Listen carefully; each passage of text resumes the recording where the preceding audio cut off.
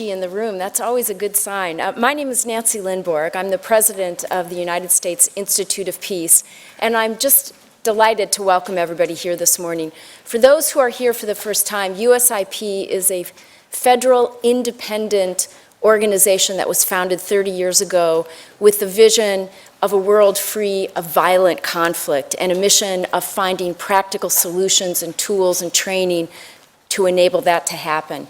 And so this is an important event because, as the world proclaimed 15 years ago with the passage of the UN Security Resolution 1325, we need to tackle violence against women, and that is core to envisioning a world without violent conflict. And so we're here in the 15th year of the passage of 1325, at a time where there's been significant and important progress on that agenda and raising awareness and tackling violence against women, even in very difficult places like the Democratic Republic of Congo. And I was speaking earlier this morning with Mrs. Zainab, who was telling me some of the stories of progress in the DRC. This is, and we had Madam Mabunda here last week.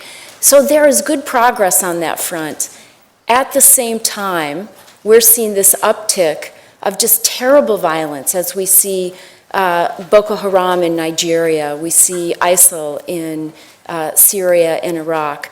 And so we have a whole new set of challenges that we need to get our best thinking around as we're looking at the impact of violent extremism, particularly on women, particularly with the terrible ways in which violent extremism is affecting, even targeting women.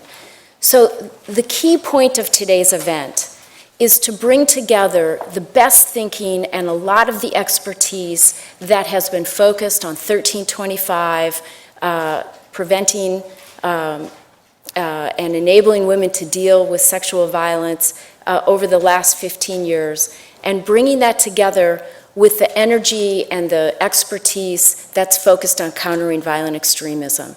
And we need to bring the thinking and the expertise of these two communities together so that we can really move forward with energy, our best ideas and our best thinking on how to strengthen both the policy response and action around women and countering violent extremism.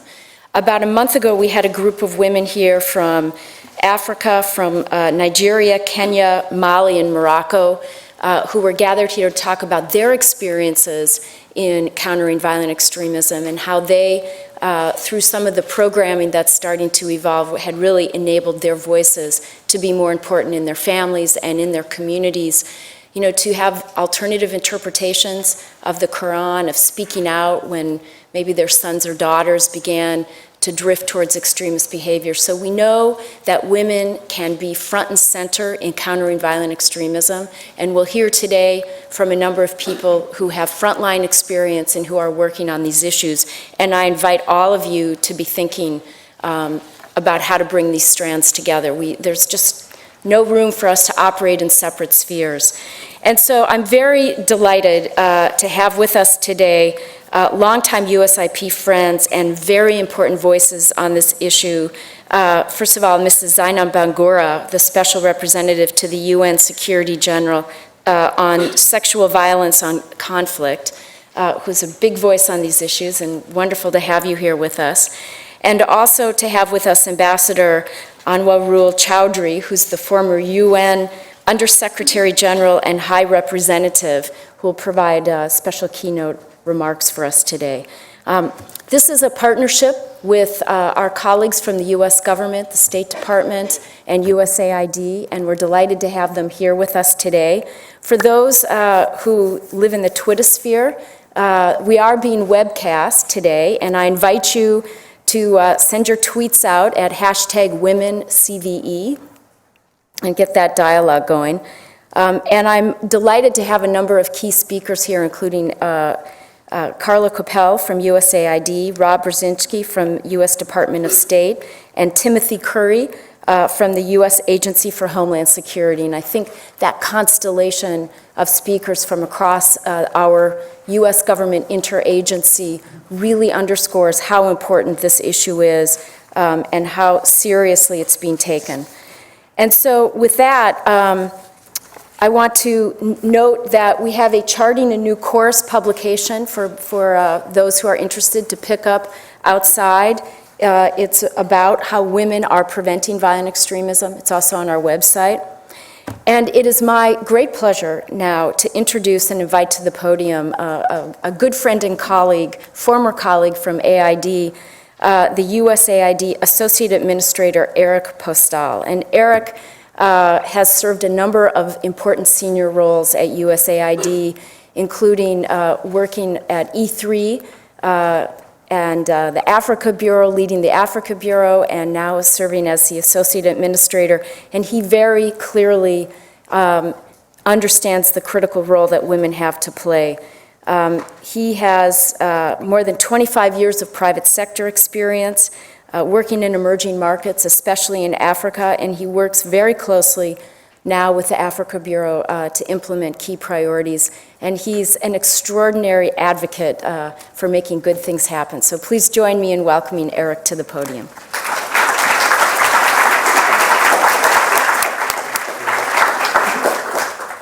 Good morning, everyone. Got your thinking caps on, I hope. Well, I just hope to make a few introductory comments to maybe help frame this a little and get the creative and innovative juices flowing and then pass off to other speakers. As I get going, I'd like to thank Nancy and Kathleen of USIP for graciously hosting this event. And I'd like to thank Special Representative of the Secretary General Bangura for her tireless efforts to assist survivors of violence all over the world, and also Ambassador Chowdhury, who's been a lifelong advocate of women, peace, and security issues, and we thank all of you for your tireless work. Today, we're obviously at an important intersection.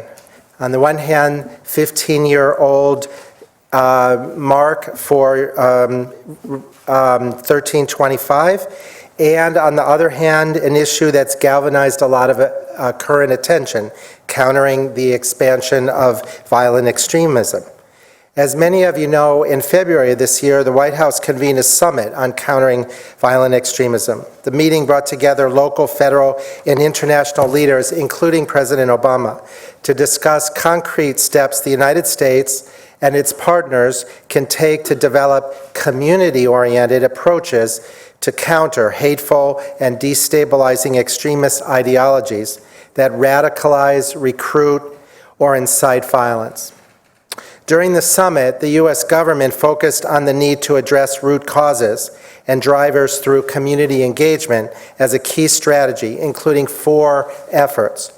One was simply building awareness, including widening and deepening research and disseminating information on the drivers and indicators of radicalization and recruitment to violence. Secondly, countering extremist narratives, directly addressing and countering violent extremist recruitment narratives, such as encouraging civil society-led counter-narratives online.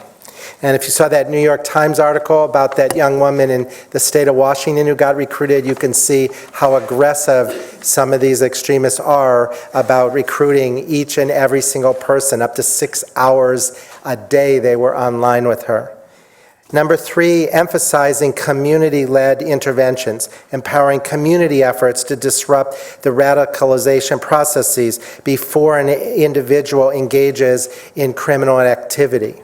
And 4th, enabling governments at all levels to address local grievances to narrow the gap between governments and their citizens. And in some of these countries, it is a big gap.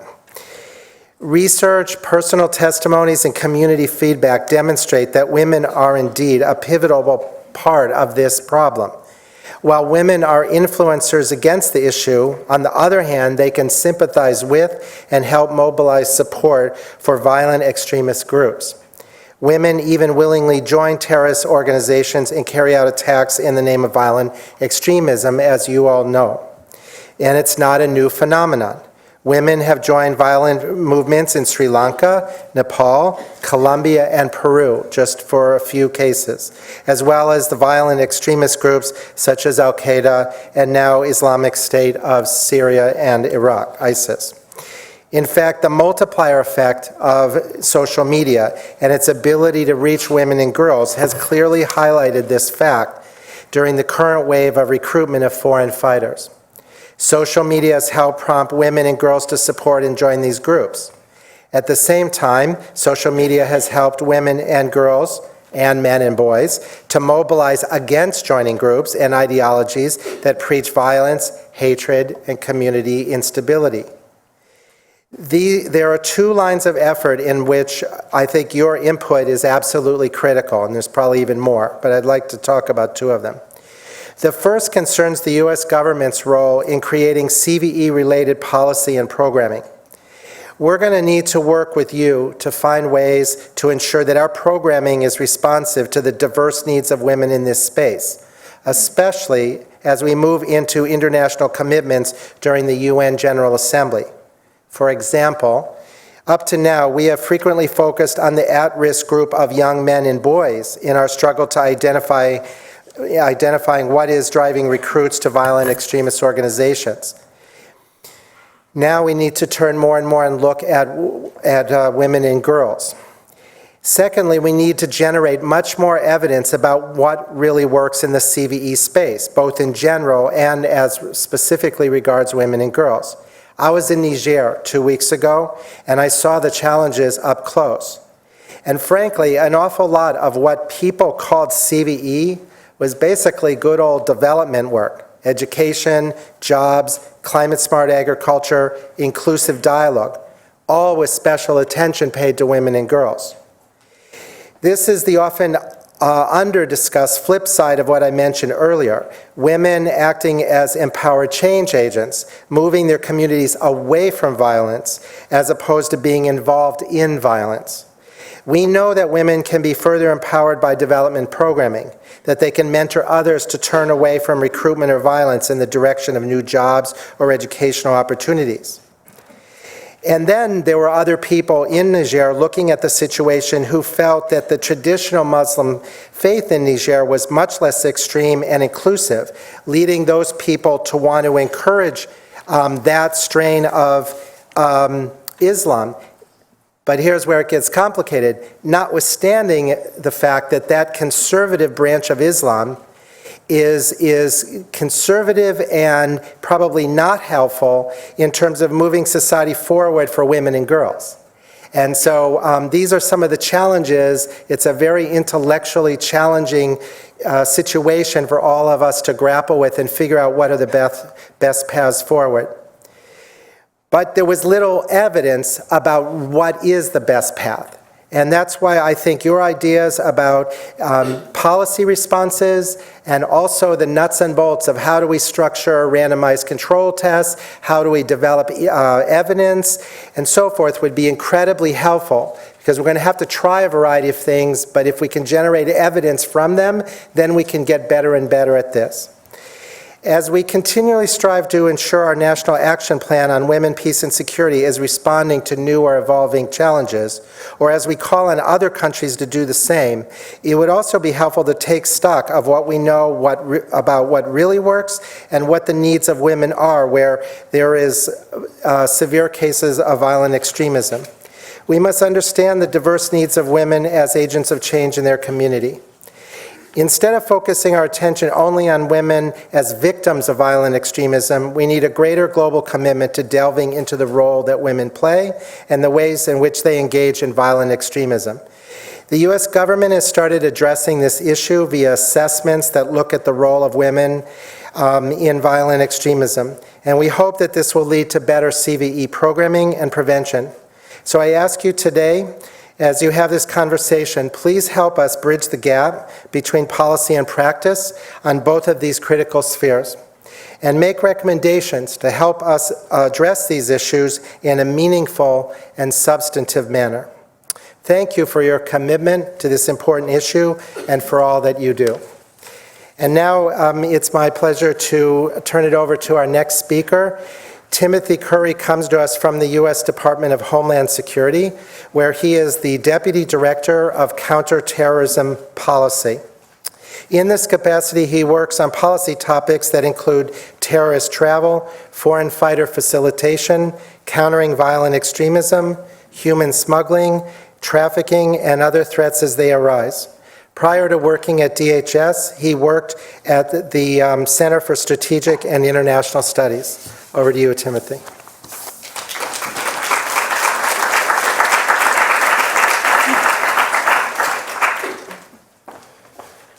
Thank you very much for that kind introduction, and thank you all for taking the time to spend a little bit with us to look at some of these issues. I was initially asked to provide somewhat of an overview of the threat, but I think we just got a pretty good understanding of that. So what I'll try to do is go more into the practical level. Obviously, security is an issue that all of us need to deal with, and with the UN Security Council resolution that we're celebrating today, women have a much larger role in that process. That's evident when you look at women being in charge of the Department of State, the Department of Homeland Security, UN representation, national security advisors. So obviously there's a growth in this area, and I think that we can benefit from that and move this path forward. When we look at violent extremism, it's important to note that it manifests itself in a variety of different ways. A few weeks ago, we were talking about Charleston and how that form of ideology had motivated someone to violence. This week, we're talking about what happened in Chattanooga. We also talk about Daesh. We also talk about other forms of violent extremism that people have utilized and promoted to enact their horrific violence. And I think that's important to make sure that this is broad. While we realize that the current threat from Daesh and Al-Qaeda is the most pressing thing for the United States, we also have other threats that can manifest themselves. When we look at violent extremism and in the role that women play, as noted, women cannot be a very good buffer to this in the homes, in the schools, in society, but women can also be a target. So we only have to look at Mairead Farrell, who is an IRA volunteer who was killed in Gibraltar on an active service trip. We look at Tanya Neymar, who is one of the top people in FARC. And then we look back at Shannon Connolly from Colorado and how she was recruited. We just heard about the woman who was recruited in Washington. So there are a variety of roles, and understanding the way in which that narrative manifests itself is very important. People and recruiters target people specifically to apply to their grievance-based issues. If that's a boy, there's going to be certain issues. If it's a girl, there's going to be certain issues. If it's a woman, there's going to be certain issues. And I think it's important to try to expand our research and understanding so that we can encapsulate all of the ways in which the recruiters and which these ideologies manifest in people who then turn to violence as a way to address their grievances and to further their political ideology. Specifically in the United States, I think we need to really look at some of the work that's been done. When we start talking about foreign fighters, which is the topic du jour, this is not a new issue. And that's easy to say because you can look at global examples throughout the world. But if we simply look back to 2007 and 2008, we saw I would say 35 individuals who were mobilized from Minneapolis to go fight on behalf of Al-Shabaab. The first US suicide bomber was an individual who was a student at the University of Minnesota. His name was Shira Ahmed. And so we look at the ways in which people have tried to motivate individuals to travel and to act upon violent extremism. When we started to understand the problem that was occurring in Minneapolis, we tend to think that it came from intelligence or law enforcement or other areas. It really didn't. It came from families. It came from mothers, aunts, sisters, fathers, brothers, telling us that their children, sons, daughters, relatives, had been mobilized to violence. And it was their abject horror that these individuals had left Somalia looking for a better day, and then their children had been recruited to go back to perpetuate the cycle of violence that has so gripped that country. So when we look at how we can deal with these programs, we at the Department of Homeland Security, in partnership with the Department of Justice, the FBI, and the National Counterterrorism Center, look for ways that we can strengthen and build up those communities to provide solutions to that issue. If we are trying to arrest our way out of this problem, we are going to fail. So we need the partnerships of those communities. In 2011, President Obama released his strategy on countering violent extremism. The title of that focused on communities, and that's what we need to talk about today. the role that communities play in this, and then particularly for the topic of this morning, the role that women play in those communities, which I think we can attest is a very diverse and valuable resource. If we look at what we've done, some of the things that we focus on when we're asking for particular programming, the Department of Homeland Security, in partnership with the National Counterterrorism Center, has developed a community awareness brief. Simply put, we go to communities, we go to roundtables, trusted people that we've worked with, and we talk to them about the threat of violent extremism, all manifestations of it. We tend to think that families go home all the time and think about security. They don't. They think about when the next vacation is, they think about when they're gonna go grocery shopping, when they have to do back to school shopping, when they're gonna just enjoy the company of themselves outside of school, work, and other areas. But in that space, we talk about a variety of different things, whether it's threats from child predators, whether it's threats to the community, whether it's a variety of different things. And in this space, we need to have a conversation about violent extremism, and the community awareness briefing does that. Once the community has understood that, we then expand to a larger discussion with the community resilience exercise. It's basically bringing in law enforcement, communities, and other people from the federal government to have a discussion, basically to gameplay out a scenario of someone on a pathway towards violent extremism and what measures and steps we could have. Interestingly, in this process, we flip the communities and the law enforcement so that they can get an understanding of other people's views. Finally, and these are the last points that I'll make, is we also have to work hard on research, as my colleague had mentioned before this. At the Department of Homeland Security, we have a center of excellence called the Study of Terrorism and Responses to Terrorism, START. It's located at the University of Maryland. That is an innovative academic arena in which we can look at problem-solving solutions through rigorous academic research. We also need to train law enforcement and frontline providers, and we do that through the Federal Law Enforcement Training Center, FLETC, which is based in Glencoe, Georgia. So these are some of the tools that we try to provide. We need to build on them, we need to expand them, and we need to ensure that they are entrenched in the fabric of our community, which will ultimately be our solution. Thank you very much.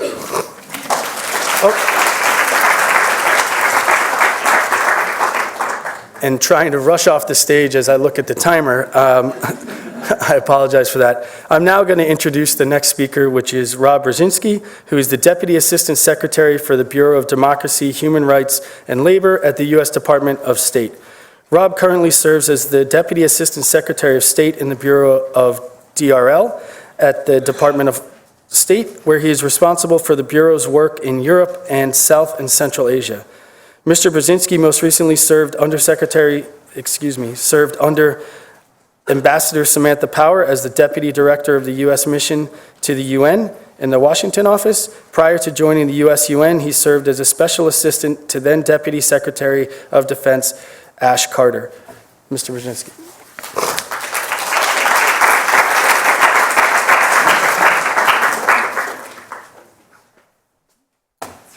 All right, I'm guy number 3 out of 4 to talk about the importance of women in countering violent extremism. When I was working at the White House on the U.S. National Action Plan on Women, Peace, and Security, I would often lead meetings in which I was the only man in the room with 30 female colleagues. So I guess you take it both ways, and both are probably progress. It's great to see so many friends and colleagues in one space. Thank you, Kathleen and Nancy, for inviting me. I really appreciate it. Today's conversation couldn't be more timely.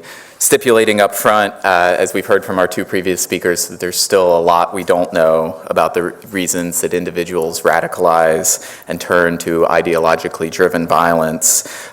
We can be reasonably sure of a few things that make today's discussion so important and necessitate a gendered approach to effectively preventing and countering violent extremism.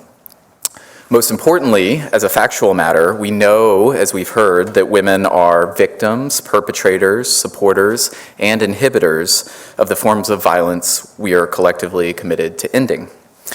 Because the violence inflicted upon men and women and children from groups like Daesh and Boko Haram is so sensational and so terrifying, so horrible, we tend to hear most often of the first of these labels of violence perpetrated against women by extremist groups. We know all too well the stories of Yazidi women and girls that have been captured and sold into slavery, as well as girls kidnapped in Nigeria, among many examples. And on the former, for those who haven't seen the recent Frontline documentary on the Yazidi women, some of whom have escaped from ISIS control, and what the impact of their enslavement has meant both on them personally and on their communities, I would highly commend it to you as just a very powerful and personal representation of the human stakes of what we're here discussing today. At the State Department, we're committed to helping women who are victimized by Daesh and other extremist groups, both as part of our commitment to countering violent extremism, but also very much under the U.S. National Action Plan on Women, Peace, and Security, subsequent to UN Security Council Resolution 1325. That's why, among other projects, our Gender-Based Violence Protection Initiative has supported women and girls who have escaped, as I mentioned, Daesh captivity with emergency shelter, psychosocial support and counseling, relocation and security, and why we continue to make voluntary contributions to UN organizations such as UNHCR and UNFPA as they implement gender protection in the field. So vital. So these tasks are absolutely essential, but I wanted to spend the bulk of my time today drawing on the lesson of 1325 to speak not about women as victims, but as essential actors in the cause of preventing radicalization. As I think most in this room already know, 15 years ago, the Security Council came together and recognized through 1325 the vital role that women play in promoting peace and security globally, and called upon both member states and the UN system itself to ensure their increased participation in all aspects of conflict prevention, peace building, and conflict resolution. Now, it's worth noting that nowhere in 1325, if memory serves, does the word terrorism or the words violent extremism appear. But lexicon aside, I would argue that the motivating idea behind the Women, Peace, and Security agenda is absolutely essential to what the US government and governments and NGOs around the world are seeking to achieve today on countering violent extremism. That essential message is that whether we're talking about making peace agreements more lasting and durable, or seeking to stop radicalization before it begins, addressing root causes and legitimate grievances matters a great deal, and you simply can't address root causes or grievances when you exclude women and more broadly civil society from these discussions.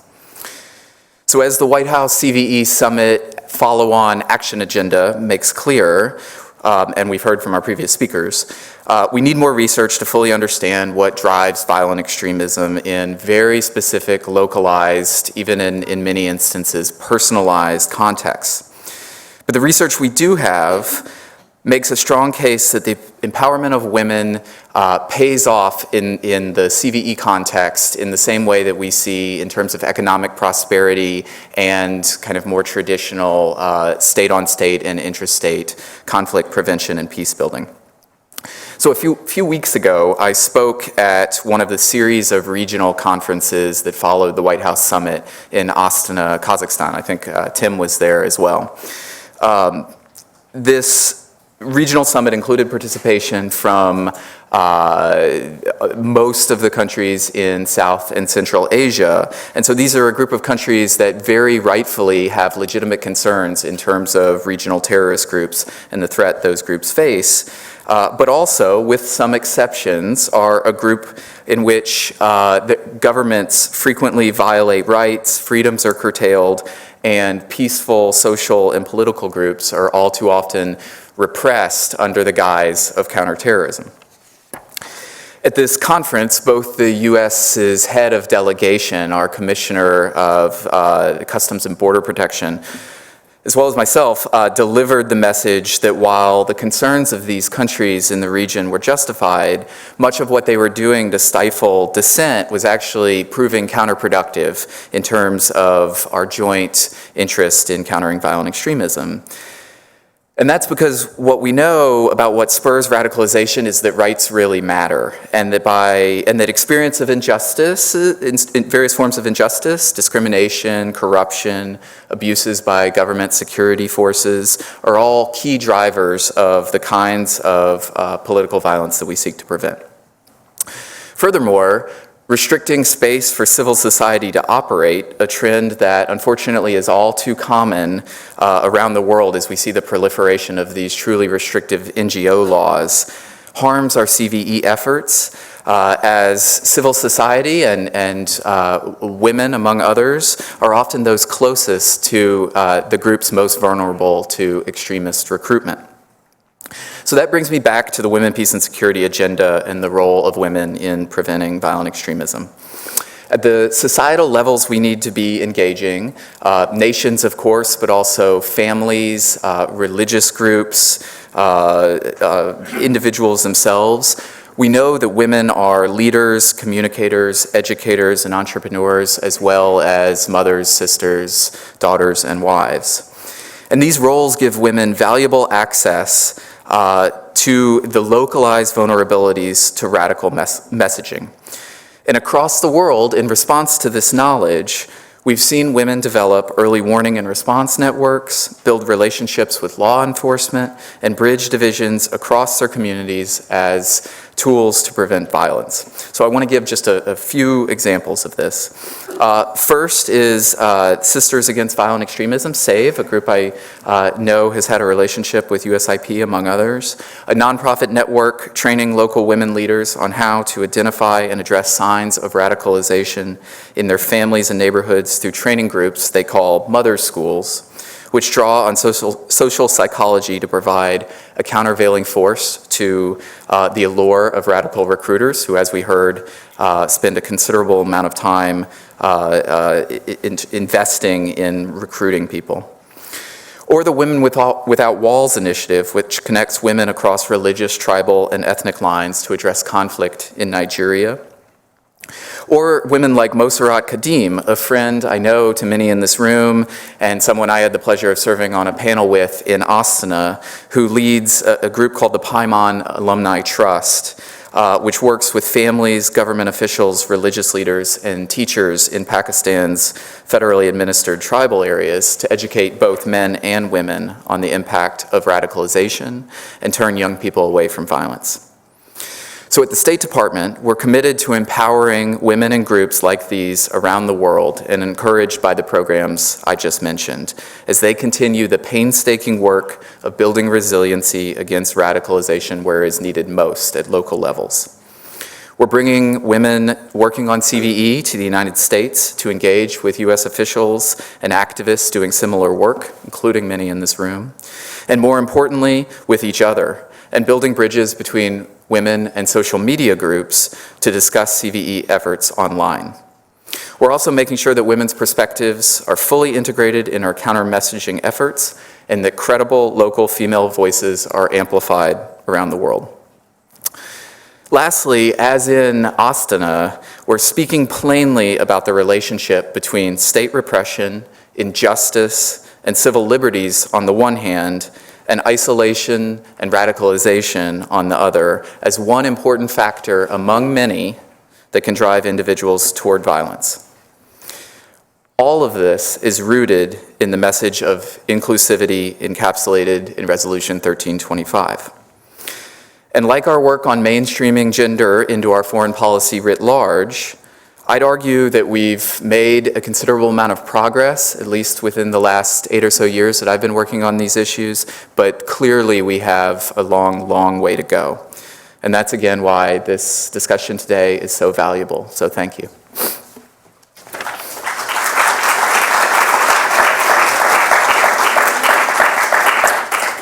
So with that, I'd like to introduce a gentleman who needs no real introduction, Ambassador Chowdhury, who served from 2002 to 2007 as the Undersecretary General and High Representative of the United Nations responsible for some of the most vulnerable countries in the world. Ambassador Chowdhury is a career diplomat and served as Ambassador and Permanent Representative of Bangladesh to the UN from 1996 to 2001. He served as Bangladesh's ambassador to Chile, Nicaragua, Peru, and Venezuela, as well as Bangladesh's High Commissioner to the Bahamas and Guyana. And most importantly, in terms of today, under his leadership and initiative in March of 2000 as president of the Security Council, the Council passed Resolution 1325 on the role of women in peace and security. Ambassador Chowdhury.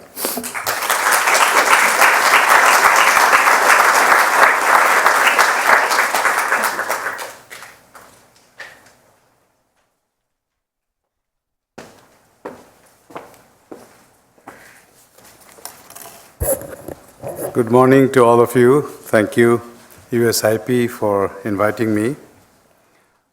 5 years ago, almost to the date, at a conference for the observance of the 10th anniversary of the UN Security Council Resolution 1325 at the USIP in the old office, on 27 July, I had asserted that adoption of 1325 opened a much-awaited door of opportunity for women who have shown time and again that they bring a qualitative improvement in structuring peace and in post-conflict architecture.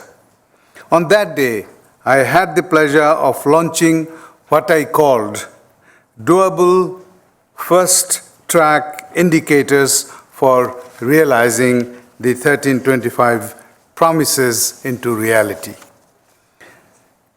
To trace back 15 years ago, on the International Women's Day in 2000, I had the honor of issuing, on behalf of the United Nations Security Council, in my capacity as its president, a statement that formally brought to global attention the unrecognized, undervalued, and underutilized contribution women have always been making towards the prevention of wars, peace building, and engaging individuals and societies to live in harmony. All 15 members of the Council recognized in that statement that peace is inextricably linked with equality between women and men, and affirmed the value of full and equal participation of women in all decision-making levels. That is when the seed for the Resolution 1325 on women and peace and security was sown.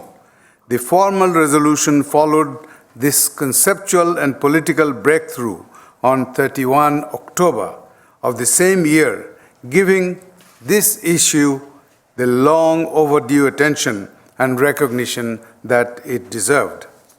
Like many of you, I am very encouraged that in choosing the 3 women laureates for the 2011 Nobel Peace Prize, the citation referred to 1325, saying that, and I quote, "It underlined the need for women to become participants on an equal footing with men in peace processes and in peace work in general," end of quote. The Nobel Committee further asserted that, and I quote again, "We cannot achieve democracy and lasting peace in the world unless women obtain the same opportunities as men to influence developments at all levels of society," end of quote. The main inspiration behind 1325 is not to make war safe for women, but to structure the peace in a way that there is no recurrence of war and conflict. Research and case studies consistently suggest that peace agreements and post-conflict rebuilding have a much higher chance of long-term success when women are involved. That is why women need to be at the peace tables. Women need to be involved in the decision-making and in the peacekeeping teams to make a real difference in transitioning from the cult of war to the culture of peace. The driving force behind 1325 is participation, in which women can contribute to decision-making and ultimately help shape societies where violence in general, more so against women, is not the norm. 1325 marked the first time that such a proposition was recognized as an objective of the UN Security Council. My own experience, particularly during the last quarter century, has made it clear that participation of women in peacemaking, peacekeeping, and peacebuilding assures that their experiences, priorities, and solutions contribute to the longer-term stability and inclusive governance. Women are the real agents of change in refashioning peace structures, ensuring greater sustainability. When women have been included in peace negotiations, they have often brought the views of women to the discussions by ensuring that peace accords address demands for gender equality, human rights, good governance, the rule of law in new constitutional, judicial, and electoral structures. We would not have to worry about countering extremism if women have equality in decision-making, enabling them to take measures which would prevent such extremism. Ensuring equality and inclusion, mutual respect and fairness in international relations is essential to weed out the roots of extremism. I recall Eleanor Roosevelt's words saying, and I quote her, "Too often the great decisions are originated and given shape in bodies made up wholly of men, or so completely dominated by them that whatever of special value women have to offer is shunted aside without expression." End of quote. It is a reality that politics, more so security, is a man's world.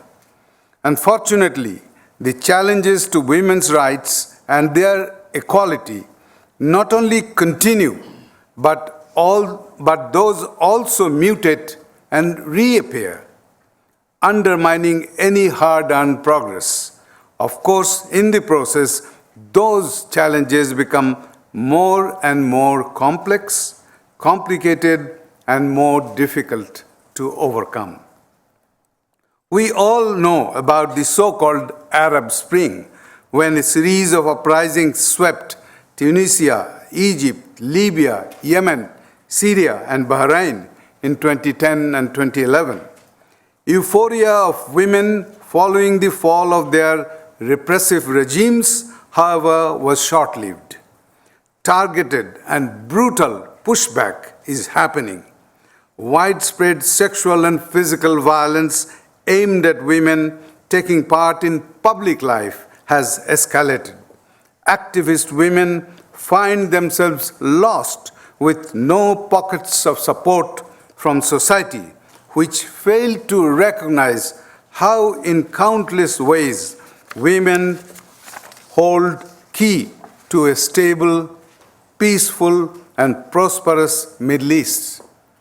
Unfortunately, the emerging male-dominated leaderships there seem to forget that democracy without equality in all aspects of the law and full participation of 50% of the population is another form of authoritarianism. The ever-increasing militarism and militarization have made this situation even worse. The global patriarchy's encouragement to the voluminous arms trade has made it easier for extremists of all kinds in obtaining the arms to impose on others their extremist worldviews. Ending the arms trade and serious steps towards disarmament should be a part of the prescription for reducing and eliminating extremism and all forms of military violence. Women in every part of the world continue to be largely marginalized from the political sphere. This is unfortunate and unacceptable. Empowering women's political leadership will have ripple effects on every level of society and the global condition. When politically empowered, women bring important and different skills and perspectives to the policy-making table in comparison to their male counterparts. At a recent conference on women in power and decision-making, Building a Different World, the leading participants emphasized that it is not about men against women, but there is evidence to show through research that when you have more women in public decision-making, you get policies that benefit women, children, and families in general, and as a result, benefit the humanity as a whole. Here, I would add emphatically that to be true to its own pronouncement, I believe it is absolutely high time that in its 7 decades of existence, the United Nations should appoint the first woman as the next Secretary General.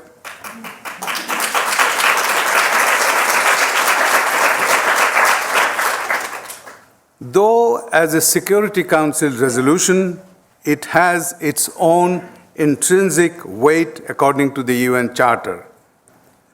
The historic and operational value of 1325 has been undercut by the not very encouraging record of its implementation. Now, a global study has been commissioned by the UN Secretary General to review 15 years of the implementation of the resolution. The study is expected before the Security Council's 15th anniversary summit in October this year. In real terms, to me, National Action Plan, popularly known as NAP, is the engine that would speed up the implementation of Resolution 1325. It should be also understood that all countries are obligated, as per decisions of the Security Council, to prepare the NAP whether they are in a so-called conflict situation or not. So far, only 48 out of 193 UN member states have prepared their plans. What a dismal record after 15 years. There are no better ways to get country-level commitment to implement 1325 other than the NAPs. I believe very strongly that only NAP can hold the governments accountable. There has to be an increased and proactive engagement of the UN Secretariat leadership to get a meaningfully bigger number of NAPs. For example, setting a target of getting 100 countries to prepare their National Action Plan by 2017.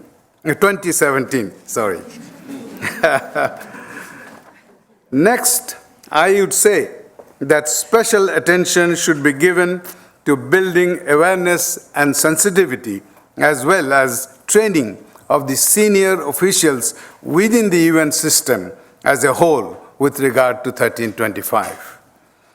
Another missing element, and this Ambassador Brzezinski referred to, is a greater, regular, genuine participatory involvement of civil society in implementing 1325, both at national and global levels. The existing international policies and practices that make women insecure and deny their equality of participation, basically as a result of its support of the existing militarized interstate security arrangements, is disappointing. I am referring to the concept of security based on the current strategic power structures rather than on human security, which highlights the security of the people. When violence against women happens, it is not just against women only. It is violence against humanity. I believe strongly that gender equality at all decision-making levels will reduce violence and its recurrence in a big way. Anne Tinker, in her book, has articulated that effectively by saying, and I quote, "A more inclusively human way of thinking about our collective future should be a future in which women and men could share equally in the construction of a safer and more just world." End of quote. Today's slogan should be, "Women and men together, we have the power to empower." We want complete, real, practical, functional, operational equality between women and men to end the cycle of all forms of extremism, which continue to sabotage humanity's quest for sustainable peace and development. Thank you.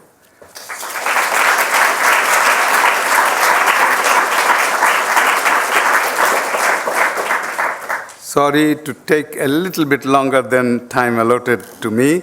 Now I have the delight and pleasure to introduce the United Nations Secretary General's Special Representative for Sexual Violence in Conflict, Madame Zainab Hawa Bangura. Madame Bangura took up this position in September 2012. And in that capacity, she serves as chair of the Interagency Network, UN Action Against Sexual Violence in Conflict. Madam Bangura has over 20 years of policy, diplomatic, practical experience in fields of governance, conflict resolution, and reconciliation in Africa. She had been the Minister for Foreign Affairs and International Cooperation, and later on as Minister of Health and Sanitation of Sierra Leone. And I have now great pleasure in inviting her to make her presentation.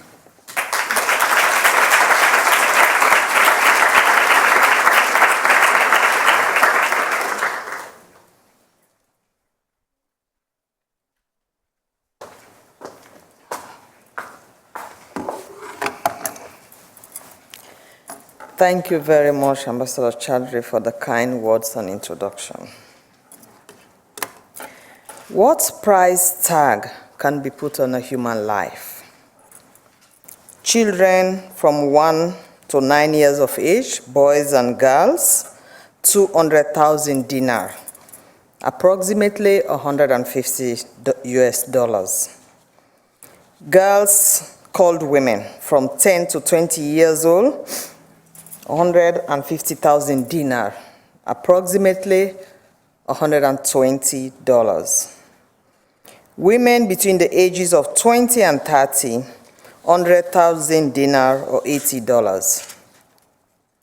Women 30 to 40 years old, 75,000 dinars, approximately $50.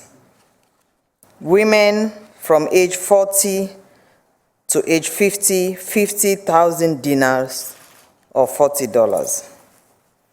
This is the translation, word for word, of a price list issued by ICE last October.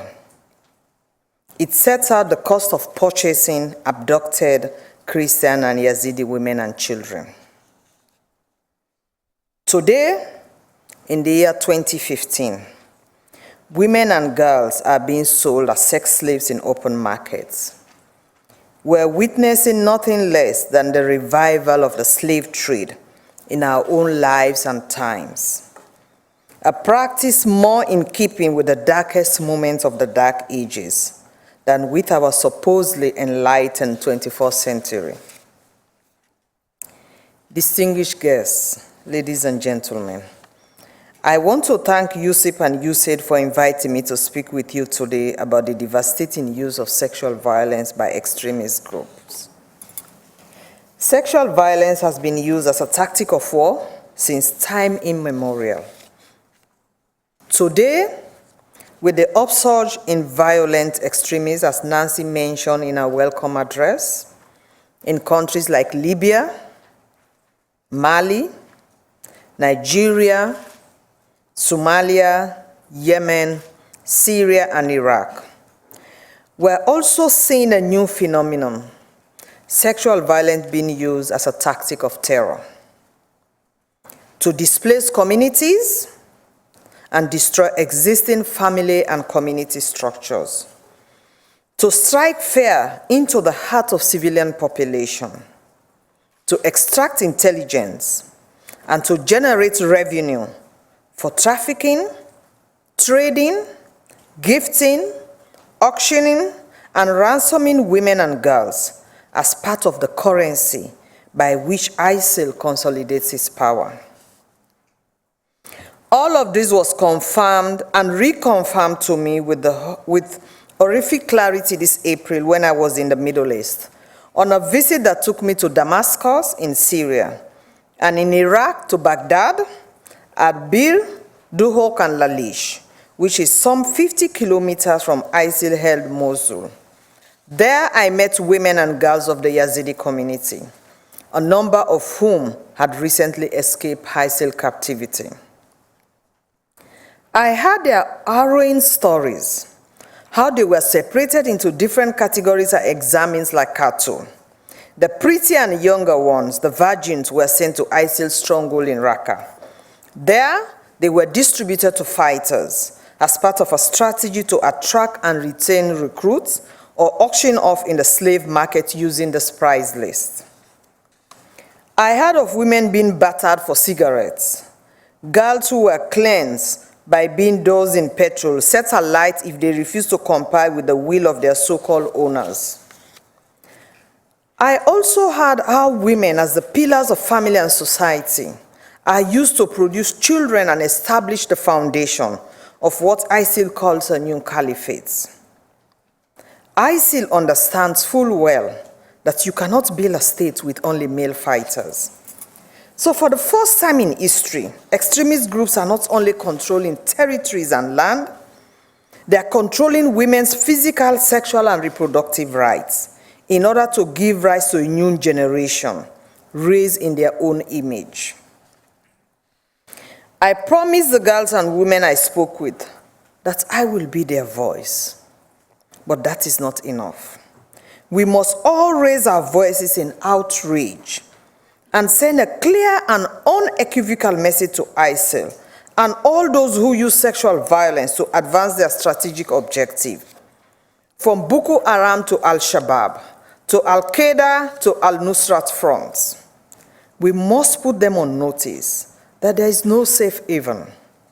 That includes women who support ISIL and play a crucial role in recruitment, retention, intelligence gathering, and online propaganda campaigns. Social media has converted brutality in a form of propaganda to incite, radicalize, and attract recruits. Information is the oxygen of these groups. We must suffocate them, pursue them relentlessly, and eventually we will hold them to account. Distinguished guests, ladies and gentlemen, sexual violence has become a key tool in the political economy of terrorism. From the time of her capture, a woman or girl may be the object of 5 or 6 transactions. From her sale on the slave market in Raqqa, multiple exchange among fighters, to the ransom paid by her family to secure her release.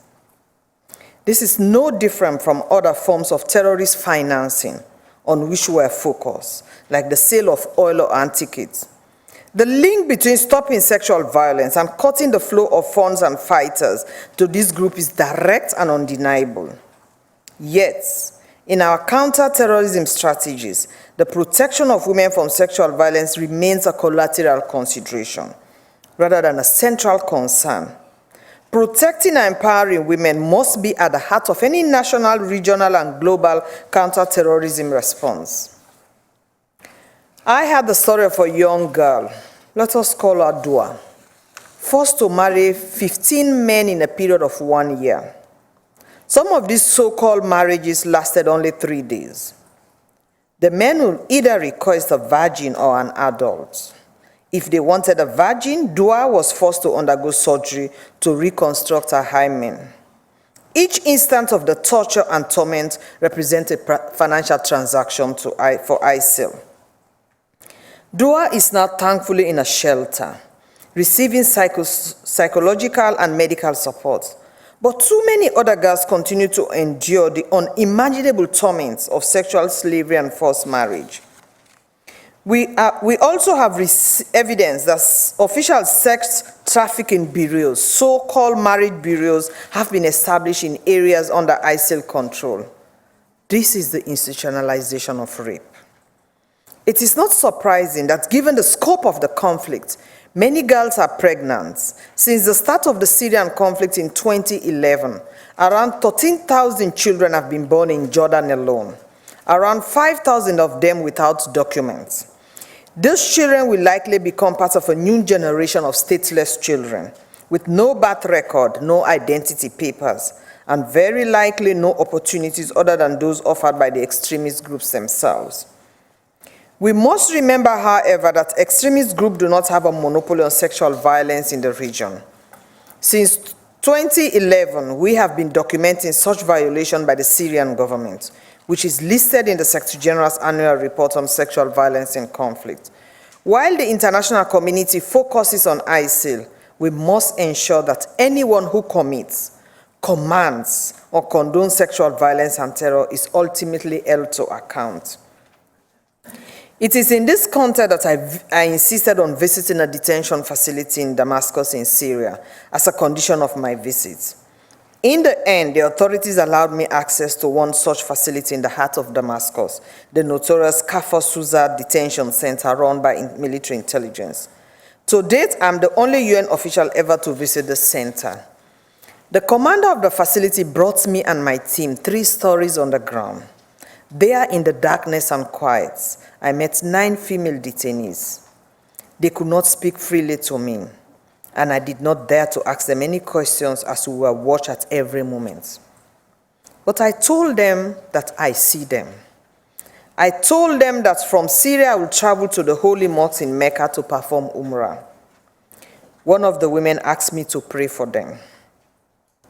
The rest did not speak, but I heard them in the darkness of that dungeon. I am resolved to be their voice, to do everything in my power to enable regular humanitarian access by the UN to detention facilities in Syria. Distinguished guests, ladies and gentlemen, sexual violence is a peace and security imperative, a critical consideration for long-term stability in the Middle East. The crimes I note today are happening on the very front line of our battle against violent extremism, and it is a battle that is being waged on the bodies of women and girls. Such extreme violence required not only political and security responses, but also a justice and service delivery response. As a former health minister in my own country, Sierra Leone, I'm especially aware of the necessity and challenges to provide comprehensive medical, psychosocial, and other critical services for survivors. Such services are required not only in Iraq and Syria, but also in the neighboring countries of Jordan, Lebanon, and Turkey, which I visited. Political commitment is needed at all levels in Syria and Iraq, from government to traditional and religious leaders, civil society actors, and regional stakeholders. Given the challenges we face in the region, financial and technical resources need to be urgently deployed to address conflict-related sexual violence in a comprehensive way that is commensurate with the scale of the challenge. Inaction is not an option. A comprehensive response must also include accountability for the people who commit, command, or condone these horrors. One of the critical challenges that we as the international community will face is how to develop a framework to ensure accountability for the estimated 20,000 to 40,000 ISIL foreign fighters who come from over 100 countries around the world. In all of this, we must remember to engage with traditional and religious leaders who have demonstrated the power to break the silence and stigma surrounding sexual violence. These leaders can play a crucial role in redirecting the blame and shame of sexual violence from the survivors to the perpetrator. During my visit in the Middle East, I was deeply moved to meet the high priest of the Yazidi community, Baba Sheikh, who declared that all Yazidi women and girls returning from ISIS should be welcomed back with open arms. But I also met with leaders of other minority communities who have not yet made such pronouncements. In the future, we must also engage with those leaders who perpetuate the silence, or worse still, pronounce that women and girls who are subjected to sexual violence are better off dead because of the shame it brings to their families and their communities.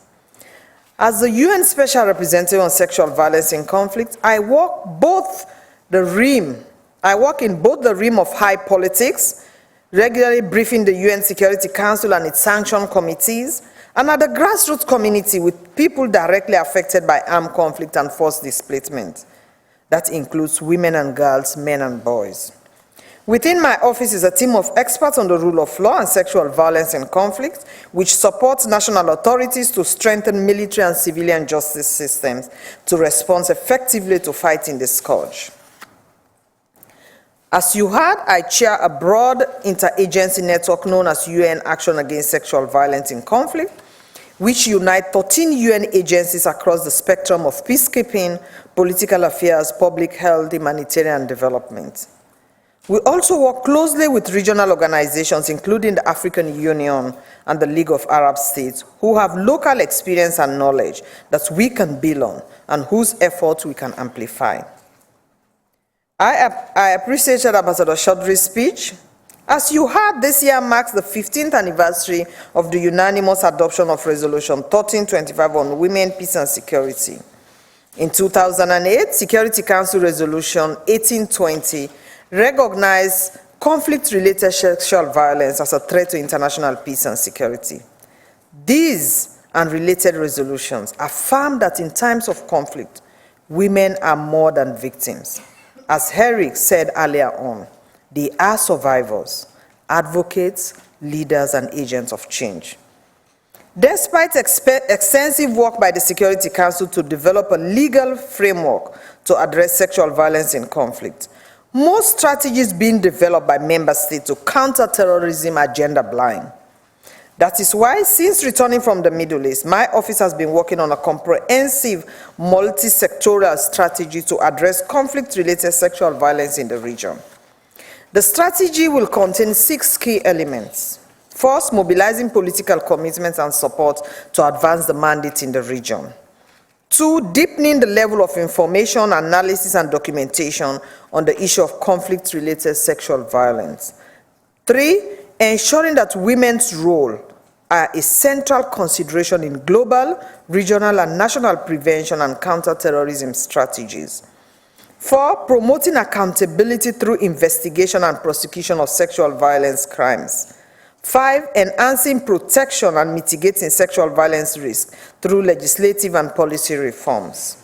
Lastly, increasing the services and resources in the region. Ladies and gentlemen, in concluding, I want to emphasize that the fight against violent extremism is not just a fight against terrorism. The use of sophisticated modern weaponry and communication technology in service of a medieval agenda threatens to reverse centuries of human progress. This is therefore a fight for tolerance, respect, and human rights. It is ultimately a fight for our future. The value of a mother, daughter, or sister, each unique and irreplaceable, can never be measured in dollars or dinar. Whatever price tag ISIL tries to place on human life, we must show through our words and deeds that the rights, freedom, and future of women and girls are not for sale. Thank you.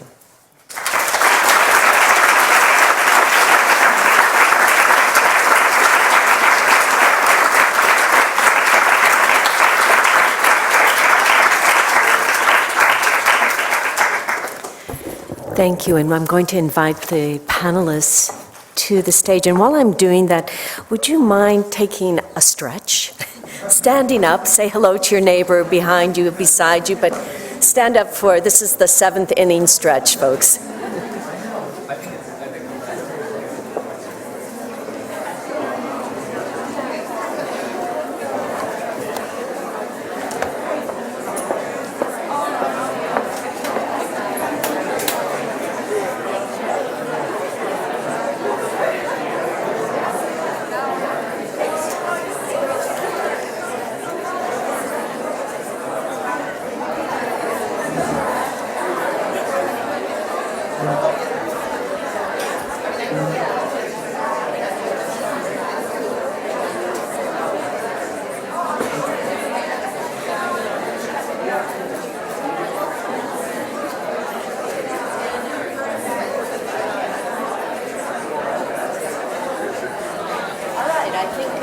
Had our stretch. I'll ask you to take your seats.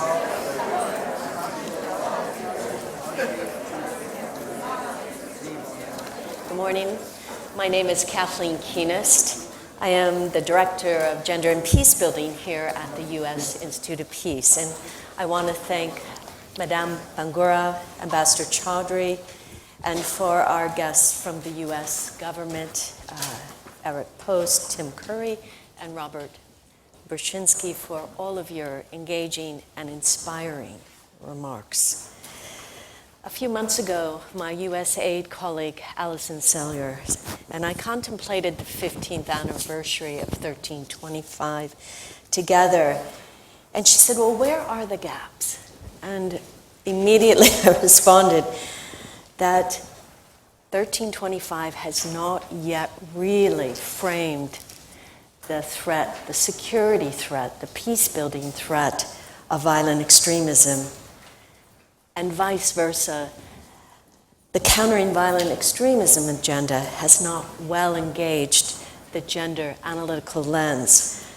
So it is our agenda here over the next hour to really help clarify what that is, that gap, and how we can bridge the gap. I will tell you that we had nearly 500 RSVPs for the event today.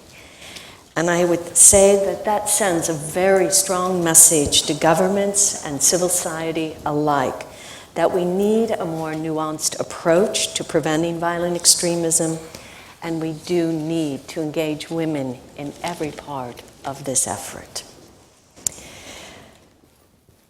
We've invited some civil society leaders here to join us, and they reflect actually many of the civil society leaders who have played a very key role in the 1325 agenda, and so they will also help bridge that experience today. You have their bios in front of you, so I'm going to only give a very brief statement of who they are.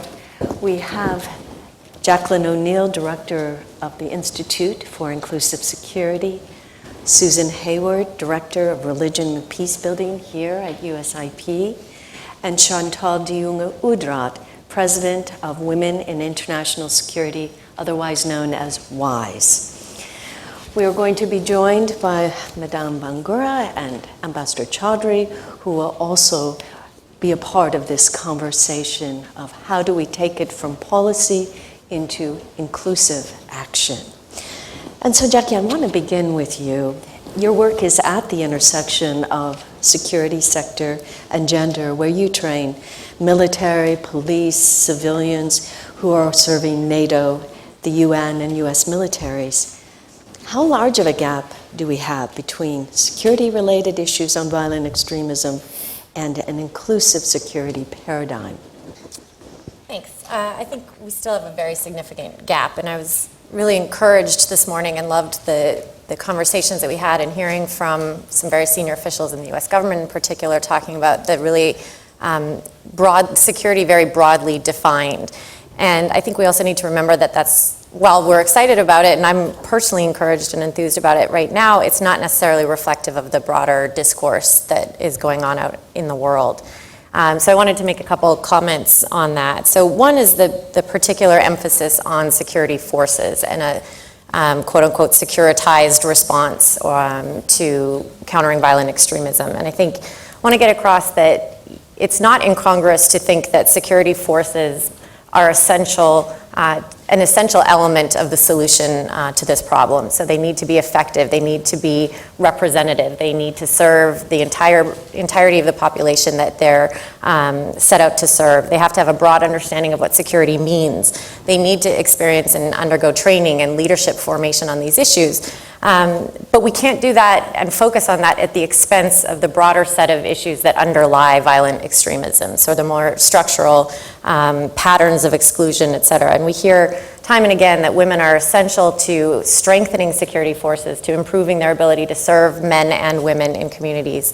And somehow talking about that has been in some ways become synonymous with a securitized or militarized response. And I think we need to separate the two and say we need to have women in security forces. Security forces are an essential element both of the problem of violent extremism and of the solution, and that we need to be able to talk about that without, and constantly be reminding ourselves that we can't do that at the exclusion of broader issues of extremism. And I heard a great speaker here actually at USIP a few weeks ago that was talking about that we can't allow ourselves to be radicalized in response to violent extremists. And so part of terrorist tactics involves provoking an overreaction. And our overreaction can't be to emphasize the broadly security-focused response to violent extremism, again, at the expense of some of the broader structural issues. And also heard a very great comment about the term countering violent extremism by a man named Graham Smith at Inner Peace, who said, we shouldn't be talking about countering violent extremism.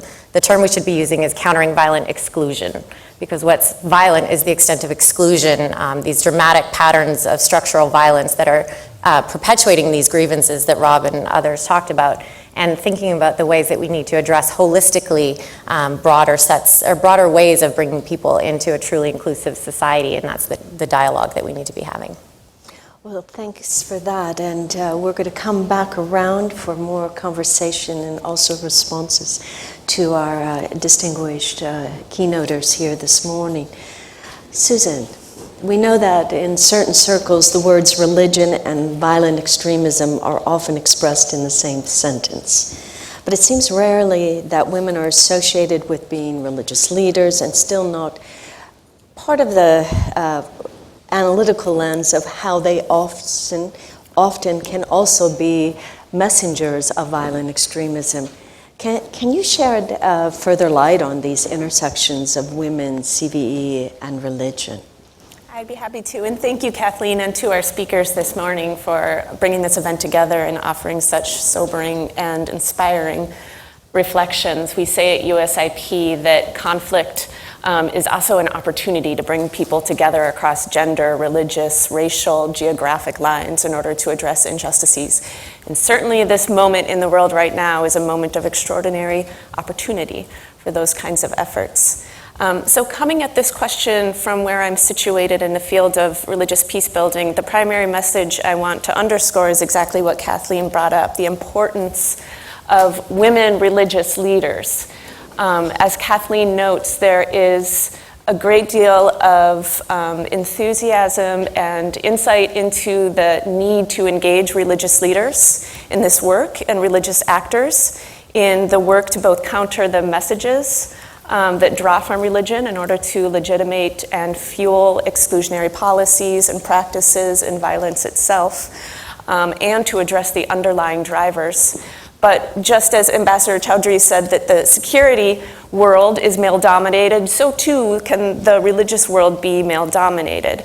And so one thing I've been stressing that even as we seek to engage the religious sector in this work in important ways, we need to ensure that those efforts don't set back the goals of 1325 to include women meaningfully in peacemaking, peace-building, and violent extremist efforts. And so too, as the women's rights, women's empowerment, women's peace-building movement seeks to engage with the religious sector, recognizing the important role that they play in peace-building and women's empowerment and women's protection, so too do they need to engage with women religious leaders. They tend to kind of fall through the cracks, not being engaged by both sectors, but they're playing incredibly important roles on the ground around the world in responding to the violence, in providing psychosocial support, in particular to survivors of some of the sexual and gender-based violence and reintegrating them into the communities, in recognizing radicalization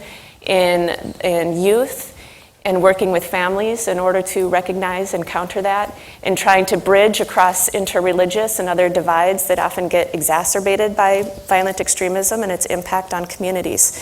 But what's especially important about the role that the women religious leaders are doing is that just as we speak of how it's important to engage with religious actors because they can counter and transform some of the religious messages and drivers of violence, the women religious leaders are able to do that, but they're also at the same time able to counter some of the religious messages that disempower women, that are being drawn on in order to legitimate some of the violence against women or some of their disempowerment within political and social structures. So you get a virtuous cycle, you get a twofer in engaging with some of the women clergy, the women faith activists, the women scholars, in their being able to simultaneously that they're addressing the underlying drivers and responding to the needs of the communities. They're also transforming and decrediting some of those religious messages used to disempower women and to legitimate violence.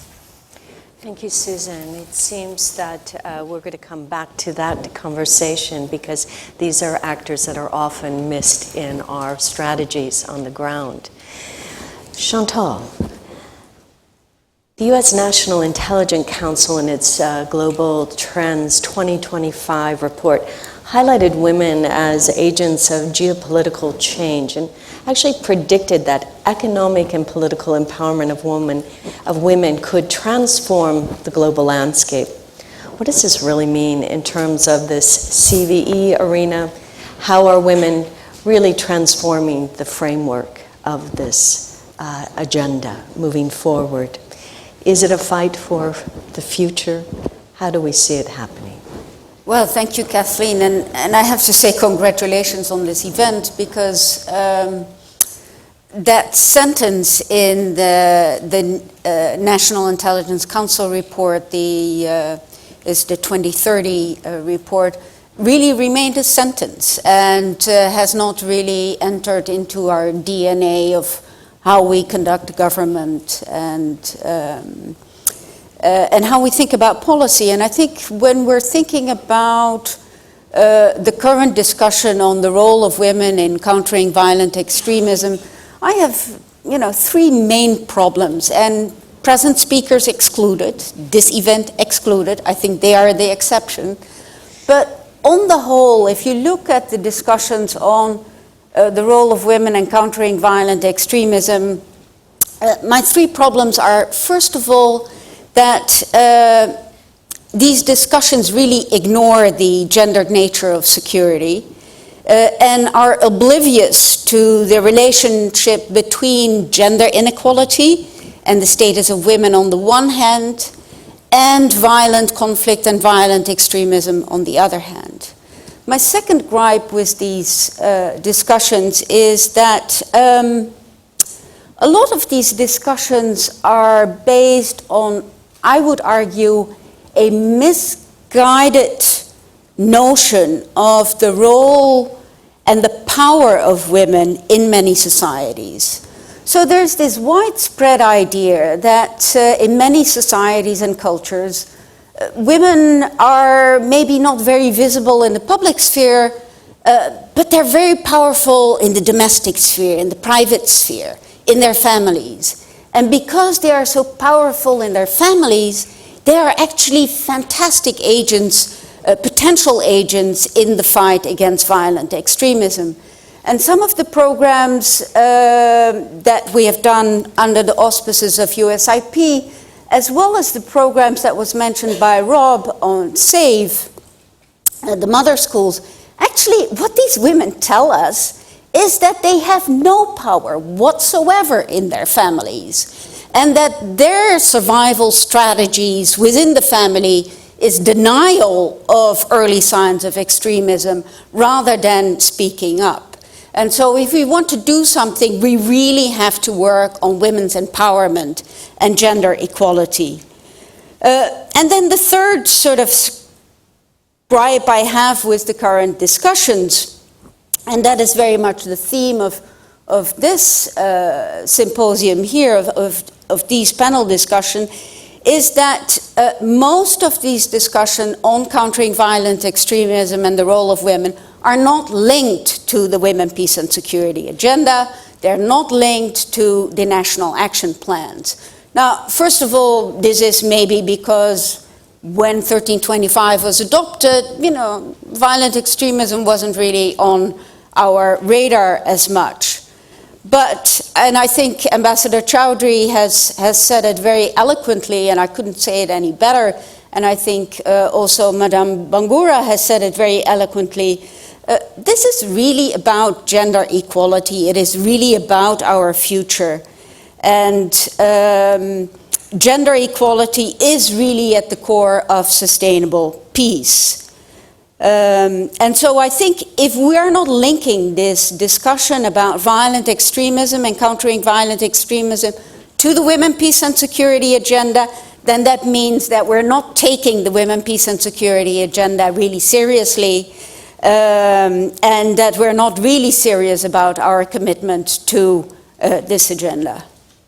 Thank you, Chantal.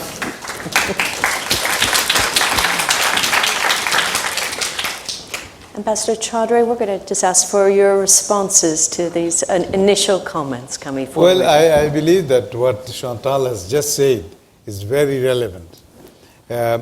Countering violent extremism, if I use your expression, because I always find extremism of any kind is violent. So we don't have to reiterate by saying violent extremism. So there may be non-violent extremism, which is not possible. And so that is what we should remember. But this is a component of broader women, peace and security agenda. So that agenda focuses on equality. And I say again, time and again, that in WPS we have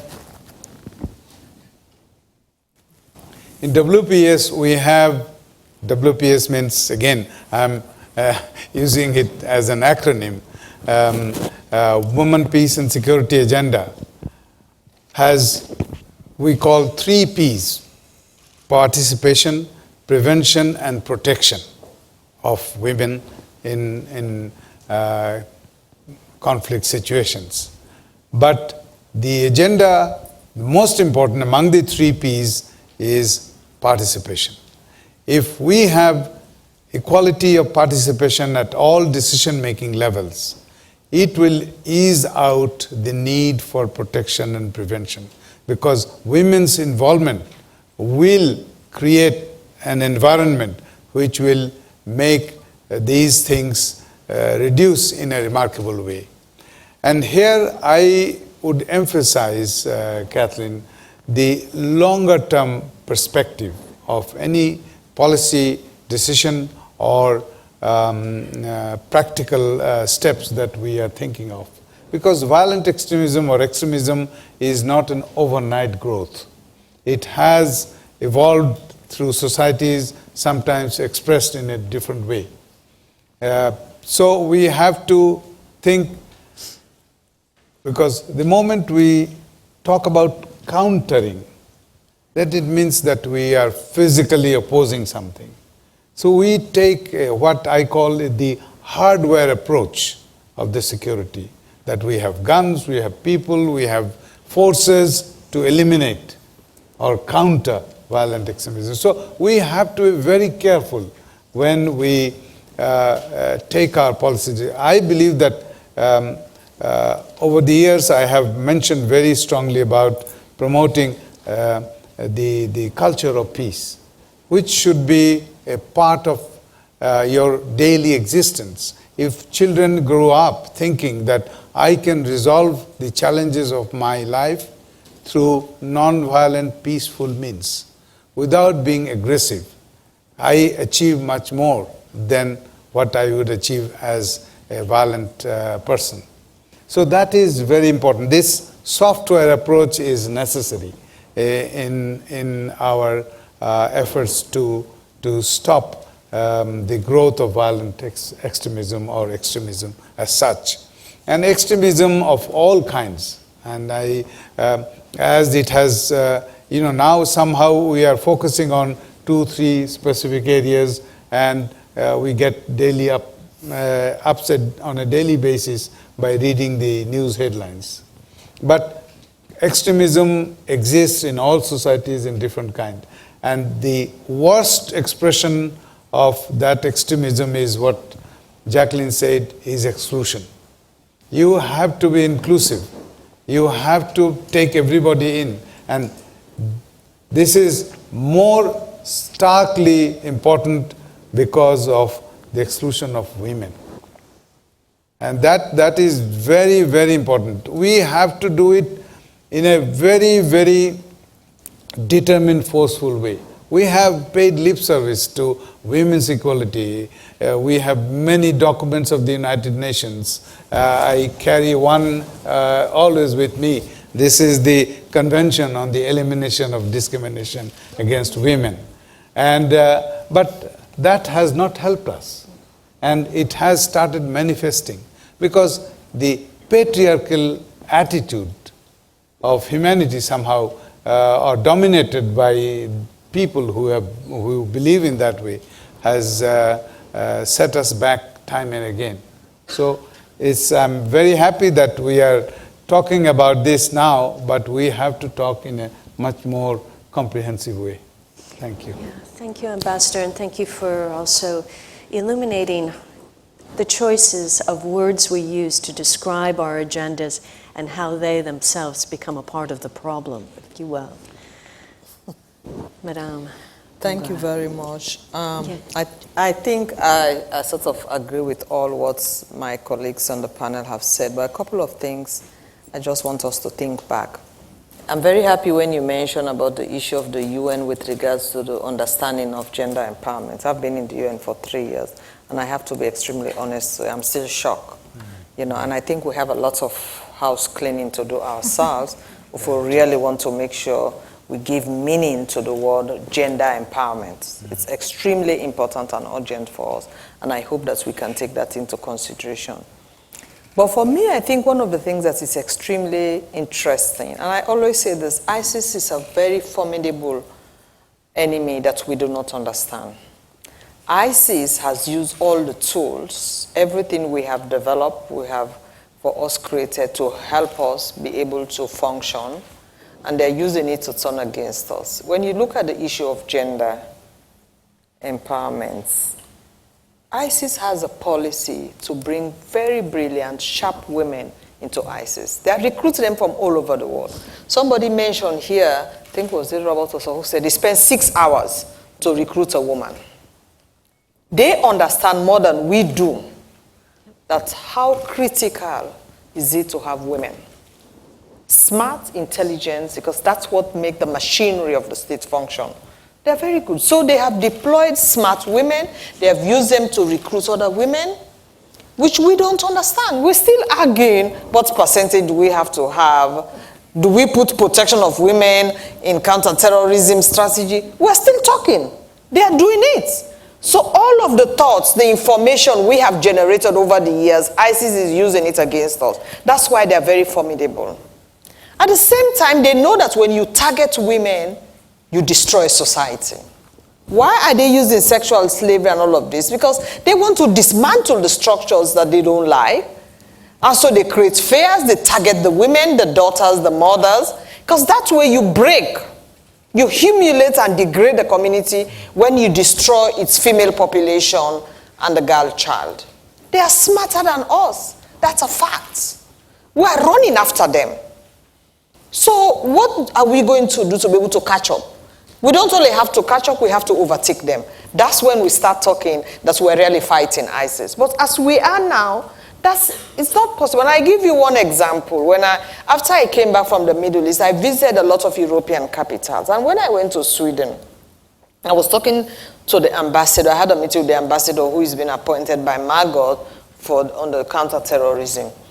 And she said to me, there was this woman whose daughter left. So she was determined to get her daughter back.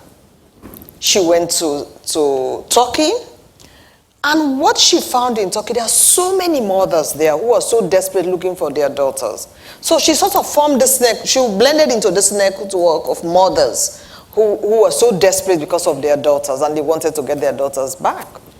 While she was there, she got this telephone call from her daughter who was in Syria. And the daughter said, "Mommy, don't come. Do you know how many mothers are in prison in Raqqa who have ventured into this IC control area to get their children back?" So this woman decided, okay, I won't go because I don't want to end up in prison. She came back to Sweden and she developed this network of mothers. Mothers spend more time with their children. And I think in part of the counter-strategy efforts, we need to be able to provide space for these women. So because they will tell you, what did I notice, what was wrong? The last 6 months, what did I observe? We need to build the intelligence to be able to make sure how do we stop these girls going, so that the mothers themselves will be able to respond.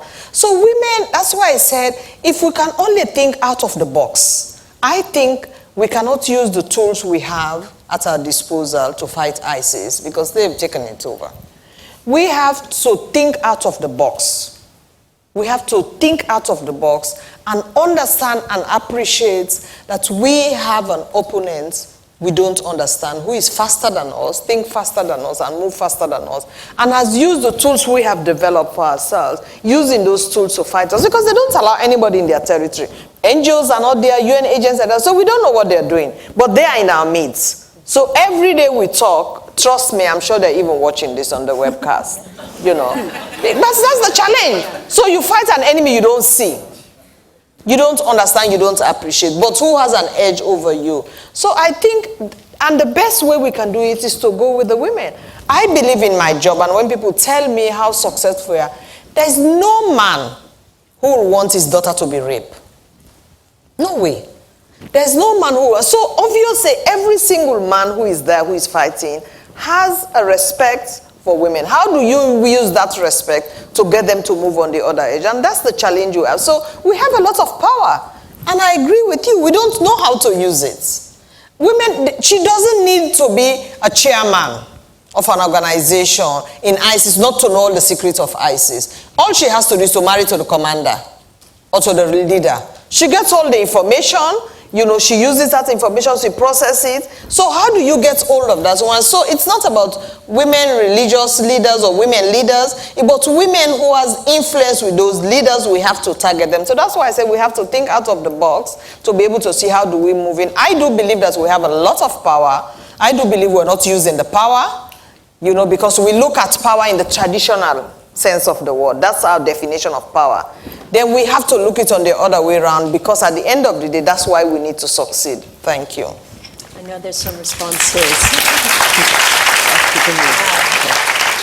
Jackie, go ahead. If I can pick up on that, I think one of the key things that keeps us in the box is the terminology that we're using. And I think if you asked all of us, all 500 people who responded what CVE means, you get 500 different definitions. If you ask 500 people what women, peace, and security definition means, you get 500 different responses.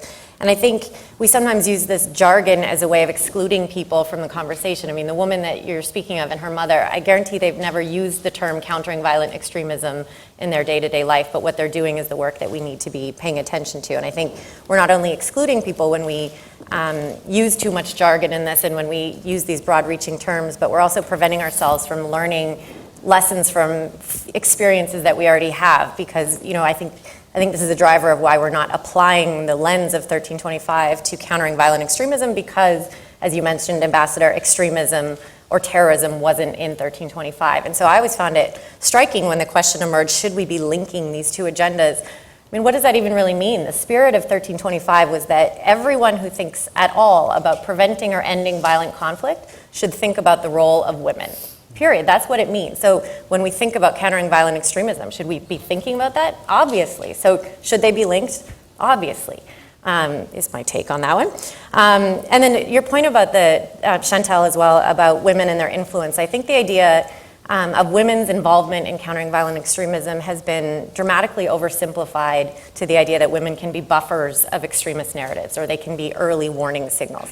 Possibly, I think that's an important element of it. I think it's over-exaggerated in some places and under-emphasized in others, but that's one part of it. And what Special Envoy Bangura was talking about is the highly sophisticated understanding of gender dynamics, and that's where we need to be going. So ISIS is recruiting disaffected young men, promising them control over women. That relates to gender dynamics. They're using mass rape as a form of forced cohesion. They're building solidarity among men through their joint oppression and violence committed against women. They're also recruiting young women and other women, appealing to their sense of agency, appealing for their desire to build something broader, this Islamic State.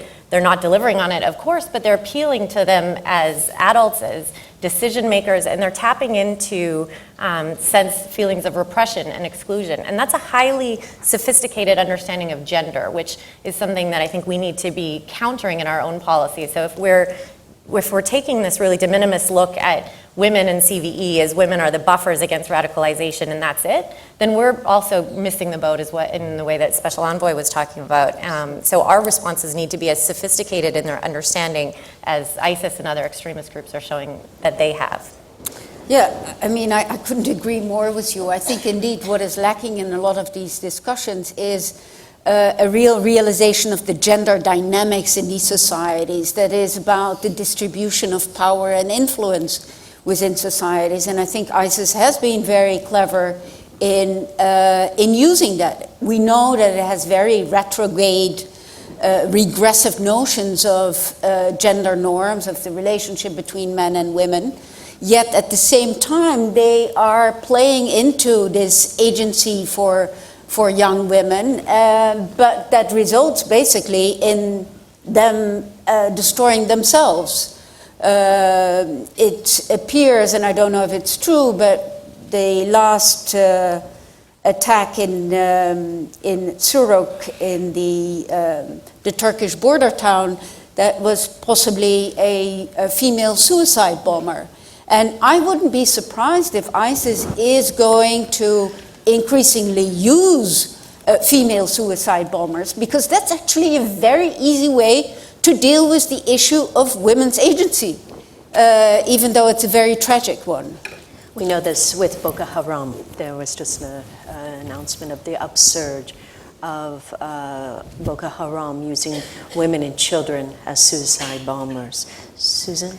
Yeah, one quick point. We often have this problem in the peace-building world, and I see it reflected in the conversations about countering violent extremism as well as the kitchen sink problem, where when you begin to dig a little deeper and see all of the underlying drivers of violent extremism, it can be a little bit paralyzing to understand how to begin to navigate and to both understand and seek to transform the political, the economic, the social, the religious, the psychological, all of these elements that are fueling and creating the conditions. So, we talk about inclusive processes, and when we do so, we mean, rightfully, bringing together people across different religious and gender divisions in order to address this work, which is crucial. But we also need to be thinking about inclusive processes in the sense of more of a systems approach that can take into account these various factors and not try to do an approach where we're addressing the media in one initiative, social media, addressing some of the psychological and sexual violence issues in another, but to try to, as much as possible,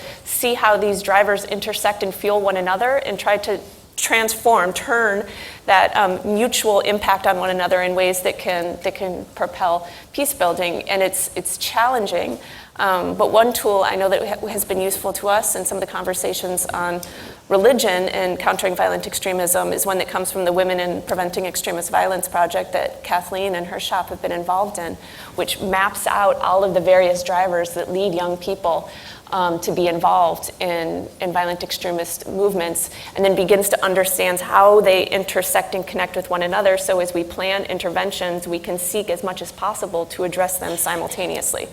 And of course, this is particularly pertinent when we're talking about the role of women, because too often, just like the role of engaging the religion and peace building and so on, these are both sectors that have been marginalized in the past for mainstream peace building efforts, but in then creating these efforts, a women's peace building movement and a religious peace building movement, in order to address this marginalization of the past, they've at times become ghettoized rather than mainstream. So again, that's sort of the perennial and ongoing problem, but although we've recognized it for a long time, it's not a new one. We still see it manifesting in some of these conversations about CVE. Response? I just want to give an example. Imagine a young lady, I don't want to call her nationality, very religious. The father is a professional, works 16, 18 hours. The mother is a housewife. And she comes from school, she goes straight into her bedroom. She's not allowed to mix up, to go into places. She sees a teenage girl, her colleagues going into nightclub, joining clubs and everything. She comes from school, she's locked up in her room, and she has a computer, internet 24 hours. You know, we all been young girls. She wants adventure. You know, I want to contribute. I need self-confidence. I need to be seen that I'm doing something. So that has been, a lot of the time, these are the girls who are recruited because they are very lonely. They are caught up in two walls. Their fathers, their family want to keep them in the old hall. So it is important for us when we look at the root causes. Why is it that we're having girls coming from very good background, educated, joining? What's the missing link? Because these are young people, they want adventure. And that's what ISIS has promised them. The Disneyland builds a thing that you can contribute. This is what you're going to do. This is who you're going to be. And all of a sudden, they see this glorious, and they see themselves as part of that magic country in which I have a voice, I have a say. I'm going to be this person. You know, even the ones who are recruited to recruit other people see themselves their role. And I think this is what we have been talking, and that's what we need to think about. So that's why I like when you talk about the gender perspective. We have to look it deeper. How do we stop the recruitment? Because it's like the oxygen. If we stop them recruiting, you know, even men who are being recruited are recruited because they promise them you can marry 4 or 5 wives. You just have to look some of their website. And they go there. And these are all the things that's why I say we have to think out of the box. We cannot, and that's what I said to the Security Council members, we cannot use the tools we have developed to fight violence. Well, and I like this concept, certainly of a much more complex and nuanced understanding of gender dynamics, but sometimes we forget age and generational dynamics. I'm the mother of twin 14-year-olds. It is another language they speak. I might as well be trying to learn another language. And when you say out of the box, I also think we need to understand the world in which young people look for a rite of passage into that agency. And I really want to amplify what you said earlier about how ISIS and other groups are using the best of our tools. We have talked about agency, engaging youth. They are taking our playbook and bringing action to it. There you have it. Yes, Ambassador. Yeah, I was listening to what was being said here, but we need to always, and particularly United Nations, the international community, we should not forget that when we focus our attention on what is happening now, as extreme, violent extremism. There are, millions of women in other parts of the world suffering, being excluded, being marginalized every day. And their challenge of life is fighting poverty. How to come out of this increasing feminization of poverty. And that is a big challenge. So unless we also attend to that, I think these pockets of violent extremism might spread in other parts of the world. And that is a very important challenge to us.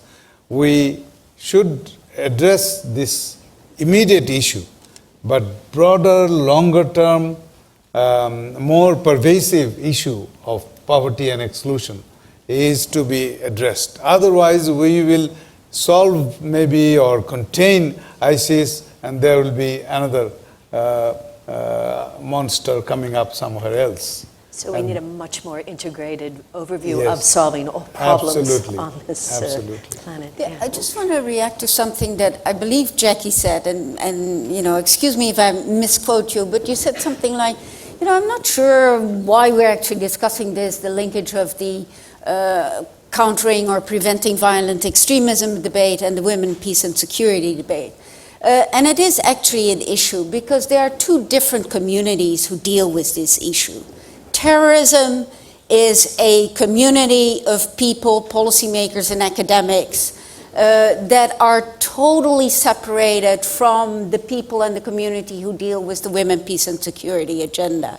And we need to get those two communities together.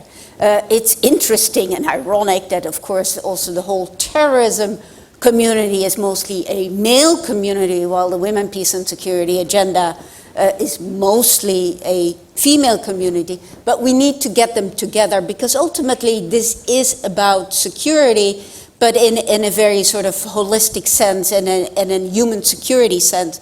And that's why the NAPs are so important, the National Action Plans, because in the NAP we can actually try to overcome some of these distinctions between what is happening domestically within a country and what is happening internationally. And the NAPs, I think, would be actually very powerful instruments to try to bridge that divide. Yeah. Absolutely.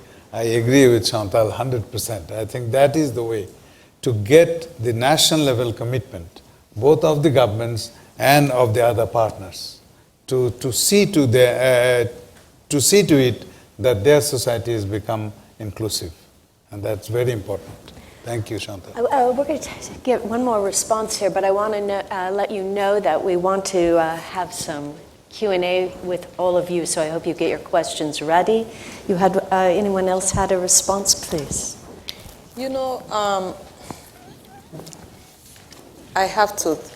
I still find it extremely difficult that this is 2015. We still have to talk to people who are dealing with security issue to understand when you talk about security issue, you're not talking about men, you're talking about people. And people is 52% women and 48% men. And we will never succeed. That's the biggest challenge we have. And I think this is why I'm saying ISIS and the terrorists have moved faster than us.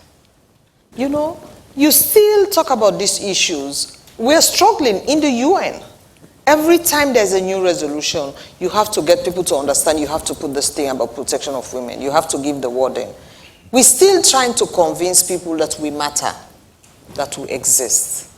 And until they come to realize that the world is 52% women, and when we talk about people, it means it's 52% women and the 48% men, we never move forward. So ideally, why should we talk to people, men who are sitting in a room to do counter-terrorism, to tell them, you have to have a gender perspective into this? So it means we will always be reacting. For me, it's the most difficult issue.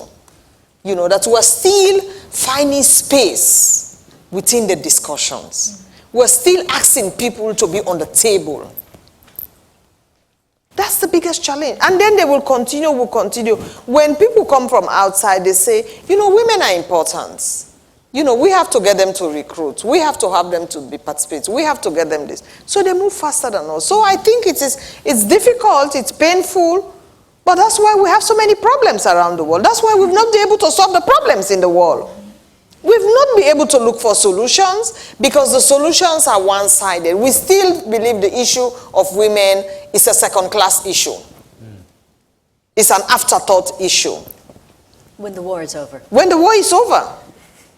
That's a problem. And I give you one interesting experience. I was in Havana for the talk between the FARC and the Colombian governments. I spoke to both parties. This was a time when the government started bombing the FARC. And then the FARC came and said, we're withdrawing the ceasefire, the unilateral ceasefire. So it was a very difficult time in Havana, and I spoke to them. And I realized maybe I need to meet the women because they are women leaders and they have the gender commission. So we arranged the meeting with the women after talking to the men, very frustrated, telling me about all their frustration and everything. So we had this meeting with the gender commission. And then I came to the table. And then they said, one of my staff came to me and said, actually, they want you to sit at the high table so they can sit on both sides. I said, me? He said, yes. I said, forget it. I called both of them. I said, I'm not talking to you as FARC and government. I'm talking to you as Colombian women. I said, so you have to sit opposite me? This was the first time they are meeting after the suspension of the ceasefire. So I talked to you as Colombian women.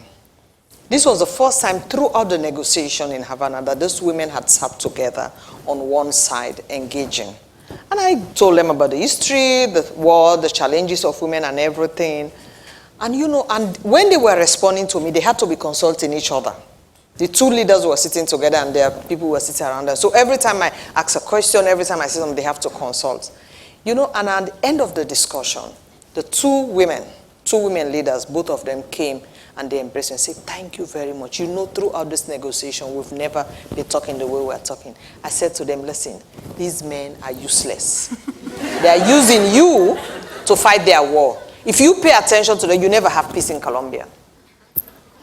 You have to take this process and move forward because these men will never give you peace. It's the same problem we have in the South Sudan. Unfortunately, I've not been able to find two groups of women. Because what is the war in South Sudan about? It's about two men, each one to be the leader. The other hates the country. So, and they've plunged the whole country into disaster. Two men. No other reason that one thinks that he'll be a better president. And I think this is what we have to realize. If we're going to depend on this man, we'll never solve the ICT problem. I'm sorry.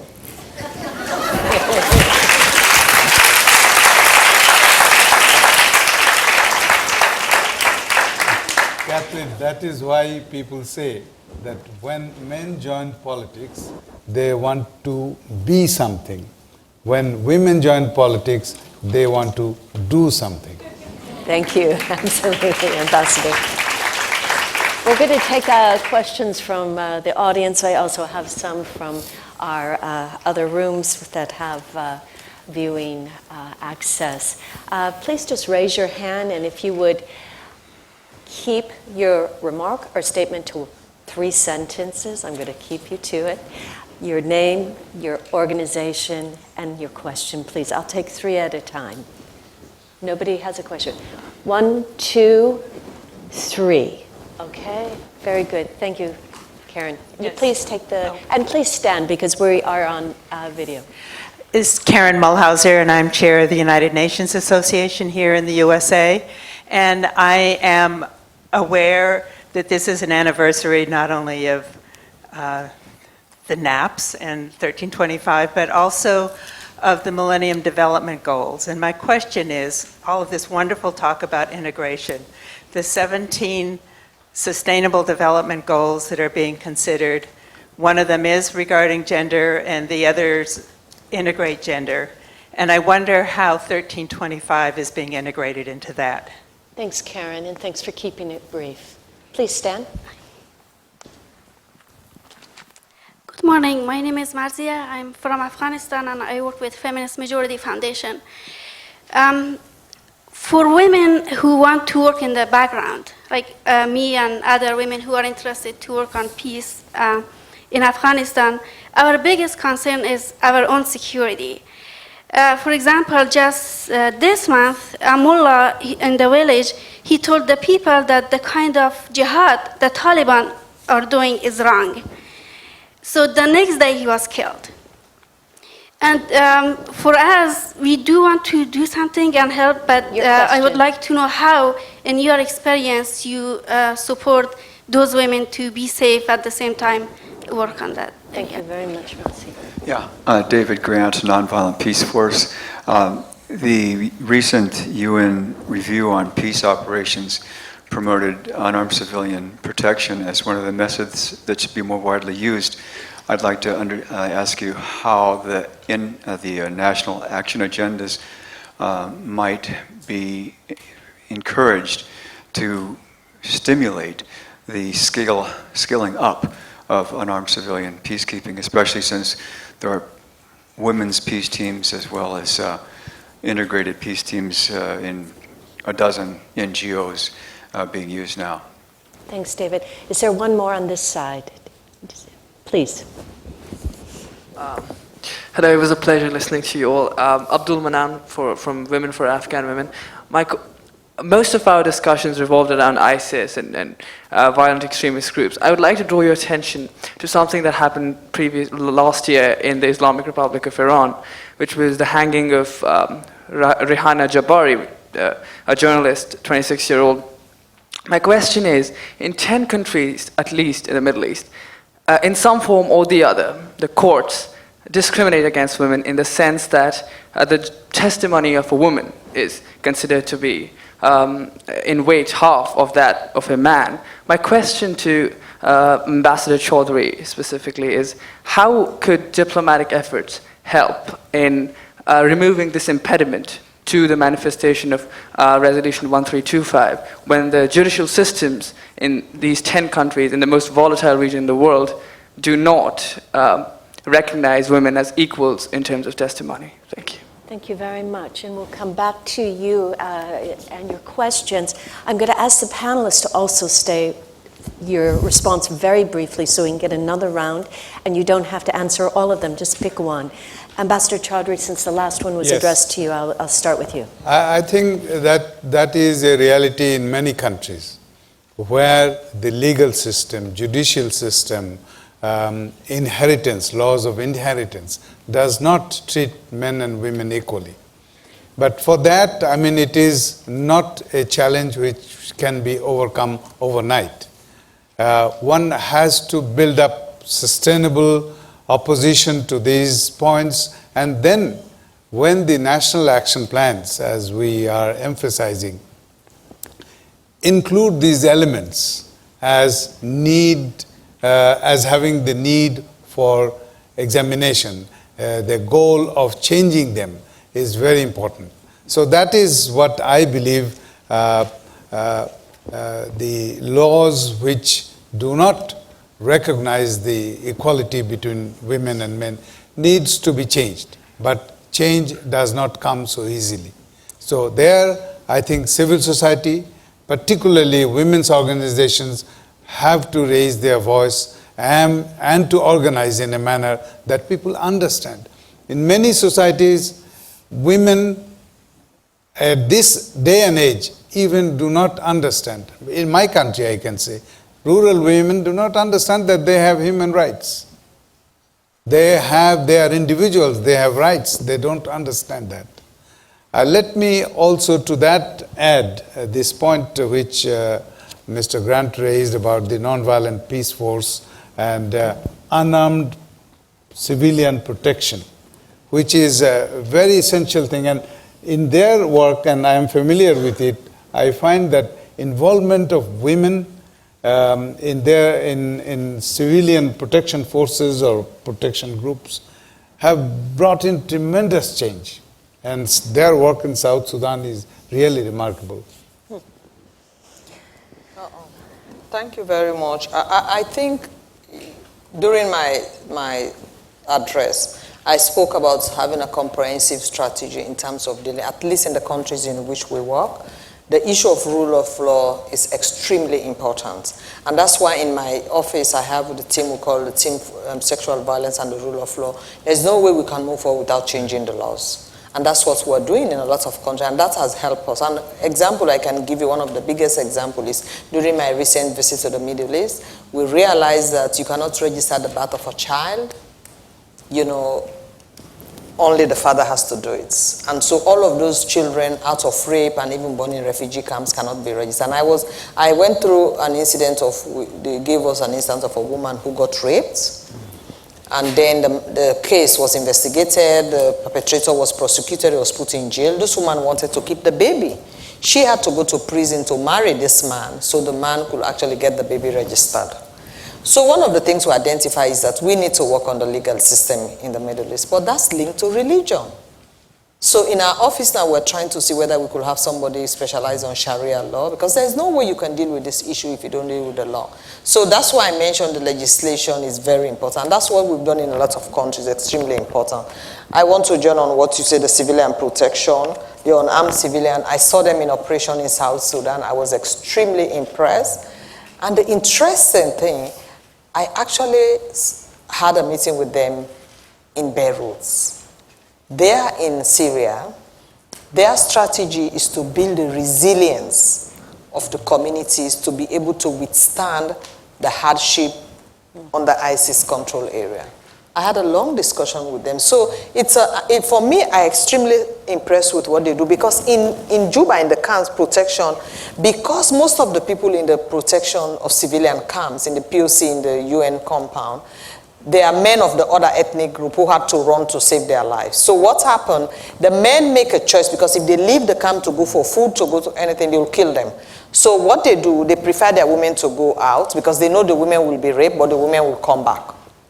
So they have to make this choice. So the team that is working with these women is to work with these women so that they can go and get the food they need, they cannot be raped. So it's working out very well, and I have to say I'm extremely impressed with them, because I've encountered them both in Syria and in things, and it's something we have to think about. And I have to commend these women who are making the sacrifice, leaving their countries, going to these war-torn countries, trying to do everything to give protection for women, especially where women are sexually being abused in areas. Thank you. Thanks. Your question related to the courts, and I wanted to share an experience that was enlightening for me recently, which is that our organization is working with the U.S. National Defense University to put out a publication next year on inclusive security. So inclusion and security, very broadly speaking, women, peace, and security effectively. And we got a proposal for submission from Valerie Hudson, who's a very well-known researcher in this field, who was the first to indicate that the single biggest predictor of whether a state goes to war, either within itself, within its own borders, or with someone else, is how women are treated. So she did this research, and she proposed that she do a piece for our publication on family law. And we all thought, family law, that doesn't fit necessarily with this, et cetera. So we read it, and what she was talking about was that if you dive deeper into how women are treated, the biggest driver of how women are treated relates to the rights that are enshrined in legal systems, obviously, to many. And so she's differentiated these elements, talking about how you can have women members of parliament, you can have women in the workforce, et cetera, but when women can't pass citizenship onto their children, when they can't inherit law or land or property, et cetera, they're fundamentally viewed as second-class citizens. So the linkage between family law and its enforcement and security is something that we don't often make. And linking it back to US national policy, I think the single biggest way that diplomatically we can support that is the funding, core funding for women-led civil society organizations that are women's rights advocacy groups. And this is something that is consistently underattended to. We tend to projectize support for women's groups, but support for organizations that are advocates for domestic legal systems, domestic legal improvements are a really essential part of the continuum of security. And I think our National Action Plan does recognize that, and hopefully in the update we'll continue to do so. Susie or Chantal? Yeah. Go ahead. Two responses. One, to the question of security, I don't have a magic answer to how to support those who are working on CVE in the very insecure situations in order to ensure their own personal security. But I do just want to recognize that that's an incredibly important question for us to continue to be asking ourselves, especially from the US, especially from the West, as we seek to engage some of these actors, and also to recognize what you said about how you're working under the radar with invisibility in order to do what you're doing. And I think one thing we have to recognize from the outside as organizations trying to support those who are working for peace is that there are some who want to operate invisibly in a strategic manner. And we need to recognize the downside of that in terms of being able to see what they're doing and know how to offer support to them and so on. But it's imperative on us to be taking your cues from those on the ground about how best to support them in ways that aren't going to put them at personal risk. And then two, I'm going to address the court question too, just because it's a delicious one that gets at the question of religion and law and political norms, and I think acknowledges the relationship between social, religious norms and legal norms and political norms. And just as I was saying, we need to have this kind of integrated approach to this work. You can't address the issues in the court or the issues in the law about women's rights without simultaneously addressing some of those religious norms and some of the political norms around that. And so at USIP, we've been doing this project that brings together religious scholars, male and female, along with legal advocates and political women's rights activists in order recognizing the relationship between those three arenas and trying to push for greater protection and advancement of women's rights in places where women's rights are being obstructed on religious grounds that I think can apply for minority rights and others. It was actually based, interestingly, on the marriage equality movement on the US and how that was able to achieve significant change so quickly. Thank you. Chantal? Just two very brief comments. I think indeed, the women who take up the call to action politically are extremely courageous, and security is a real problem, as Susie mentioned. And then in terms of the peacekeeping operation review that was revealed just a few weeks ago, I think in the study it is recognized that the principles of 1325 apply to peace operations. But if you look at military operations or peace operations in general, they are gender blind. And the training of military personnel is really quite limited, let's put it that way. And so I think we need to, if we really want to implement this, we need to do better in terms of training of military personnel, in terms of gender dynamics, of those types of operations. Thank you. Catherine, yes, I please. think we didn't respond to the president of the UNA USA about her question on connecting the Sustainable Development Goals, which are now getting ready to be adopted in September. 17 goals. Yes, we tried. There is a self-standing goal, Goal 5, which addresses the question of women's equality and empowerment. But it was not possible politically in an intergovernmental negotiation to include 1325 as needing integration with that goal. Because there is this inherent, UN is one body, but there are wills within wills. SDGs, Sustainable Development Goals, are seen as a General Assembly process, while 1325 is seen as a Security Council process, which is a limited body of 15 countries, 15 members. So there is this inherent tension between the working of these two key bodies of the United Nations. One has the authority because, as I said in my speech, Article 25 of the Charter of the UN says that all member states accept to comply with the decisions of the Security Council. This is a charter obligation. So 1325 is a charter obligation of the member states, while SDGs or Millennium Development Goals may not be. They are only a General Assembly decision. So that is the difference, and that is sometimes what is resisted by the broader membership. Because of Security Council being dominated by the permanent members. I think it's just because it's women issue. It's not because it's Security Council. Because we have, let's be honest. If we are going to negotiate some of the advances that we have made in terms of women empowerment and protection, you put it on the table today, you'll never get them to be accepted. Yes, that's a fact.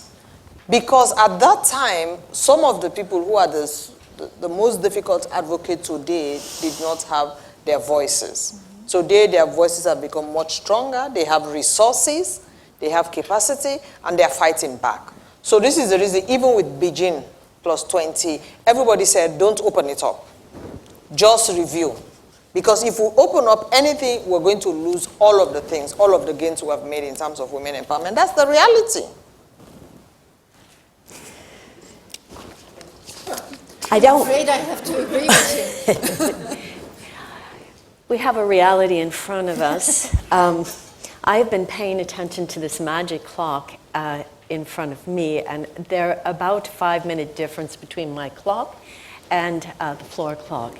And we have with us today Carla Capel, who's going to offer closing remarks on this remarkable session.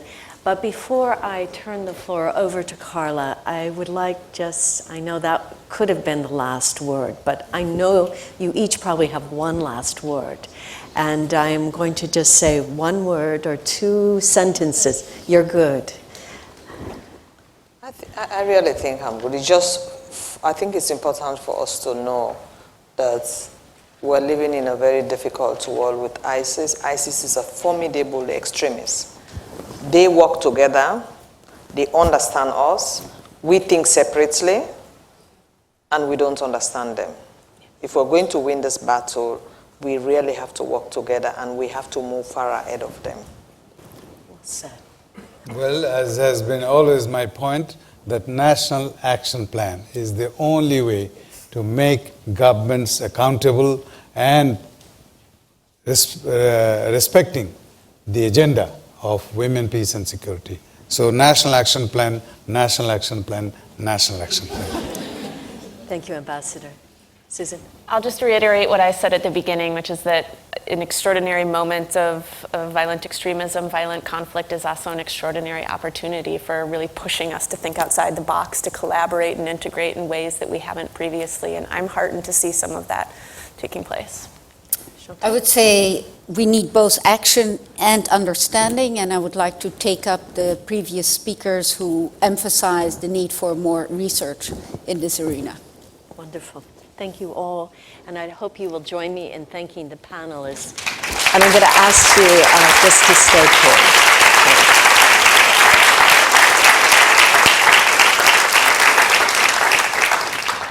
Carla, I don't envy your now job to try to bring us all together on what we've heard this morning and the way forward. But if anybody can help us do this, Carla Capel, who is the Chief Strategy Officer at the U.S. Agency of International Development. Prior to that, she was a civil society leader of Inclusive Security and has many other wonderful contributions to add to the story today. Please, I'm going to ask you to take the podium. The panelists will stay seated here, and thank you very much, Carla, for joining us. Good morning, or almost afternoon. First of all, I want to thank you, Kathleen and Nancy Lindborg, for hosting this incredibly important conversation. I need to salute Zainab, SRSG Bangura, for her tireless efforts and for her friendship. Ambassador Chowdhury is the father of 1325. We should always tip our hats to you and refer back to national action plans. I want to thank my colleagues at USAID, particularly Kristen Cordell, Jennifer Hawkins, Allison Salyer, Julia Billings, and Russell Porter for their help putting this together, and to the Department of State for years and years of partnership around advancing women, peace, and security, along with USAID. It's an unenviable challenge to be following such a brilliant, capable, eloquent group of experts and speakers, and to be assigned to summarize without repeating, boring, dulling, or otherwise elongating unnecessarily a great conversation. I will do my best, and I beg for your forbearance.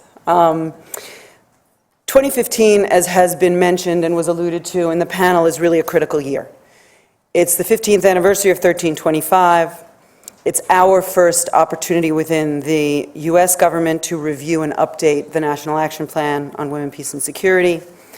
It provides a chance for us to evaluate and build on our progress, integrating women, peace, and security objectives across the full spectrum of crisis and conflict prevention, response, recovery, and transition efforts, and to learn collectively from our successes and challenges, and to address key developments that have evolved since the NAP was adopted in 2011.